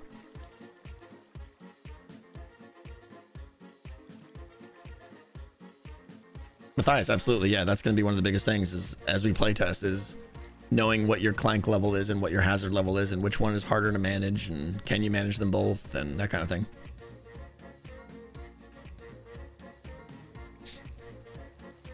Does someone have a trident farm? I don't know. I mean, I could make one. I made one in season. There's probably better ones now though. But yeah, either way, getting a trident farm is a pain. Like, to my knowledge, there's no really good trident farm, right? Aren't they like measured in like I got 2 this hour kind of thing? They're really slow. Copper farm doesn't work, yeah. So, I mean, if I only have... I feel like I only need 3 or 4 trident drowned in here for it to be a significant threat. I don't know. We'll see. It's a whole different feel than Ravagers. Like, you see a Ravager, it's like, that thing's gonna eat my face, run. Where the trident drowned or even the guardians are gonna start to feel like, how do I get around this thing? It's just kind of annoying. I got a pillar line of sight. It doesn't feel like it has that emotional reaction that the Ravager has. Oh, hi, Scar. Ethan made a good one last season. Maybe that design. Well, oh, he did make one. That's right. I remember that big, giant, ugly box. He said it was ugly. That's the only reason I'm saying it's ugly. I forgot about that one he did. And that was pretty good. I should talk to him, yeah. They're pretty lethal with no armor. It's not about... I mean, yeah, I guess it's... Ravagers are great, because you see them, they're scary. They chase you, they run you down, you flee in terror. There's all sorts of emotion associated with Ravagers. The fear of seeing one, the fear of running from one. Can I get away? How close is he? It's the chase that matters, where a trident, it's like... I'm dead. There's no fear there. It's just, I mean, I guess there's fear in crossing the lake. I just have mixed feelings, but I can't let Ravagers in here for certain, certainly I can't let Ravagers in here because they are the worst with water. They just get in there and they just bounce around and they're idiots. So we'll figure it out. Ethan got it. Yeah, he's usually got great farms. So yeah, I think there's going to be a parkour thing here. I think I want to get something else in here. I love the idea of lingering harming potions. I just don't know the supply. I could trigger them off of skulk sensors and stuff, which would be fun. We'll see. We'll see. Who's Ethan? Ethan Ryder just said something. Does Pearl sell them? I don't know.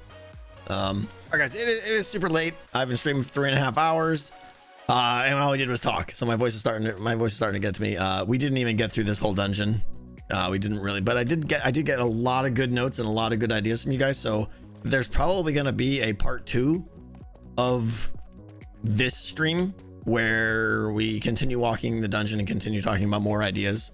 Because you guys always have the best ideas, right? There's no way I could have better ideas than 2,000 or 3,000 of you guys. When's the next video? The next video is a massive video. I am building all of the remaining of Deep Frost Citadel. It's biggest thing I've ever built in Minecraft. It's the best thing I've ever built in Minecraft, but it is taking a lot of time. I'm almost done with the design and I'm getting ready to start building it in survival, which is going to take forever, pretty much. Yeah. So I'm going to end the stream and I'm going to go do that. So let's see. Boink. Oh, we got raft faces. All right, let's raid the raft faces. Let's raid the raft faces. Mr. Joker TV. You can head over to Joker Face or Skizzle Face, whatever. You guys know the drill. I appreciate you guys being here. The support today again was amazing. I don't understand why you. Thank you for being so amazing. Thank you for all your ideas. Decked Out would not. I would not stay inspired to do Decked Out without these streams. I will just say that. You guys make this so much fun. Smooches. There you go, Corporal. Smooches. Pendle, thank you. Thank you for being here. All right, guys, take care, and probably see you guys Wednesday. Bye.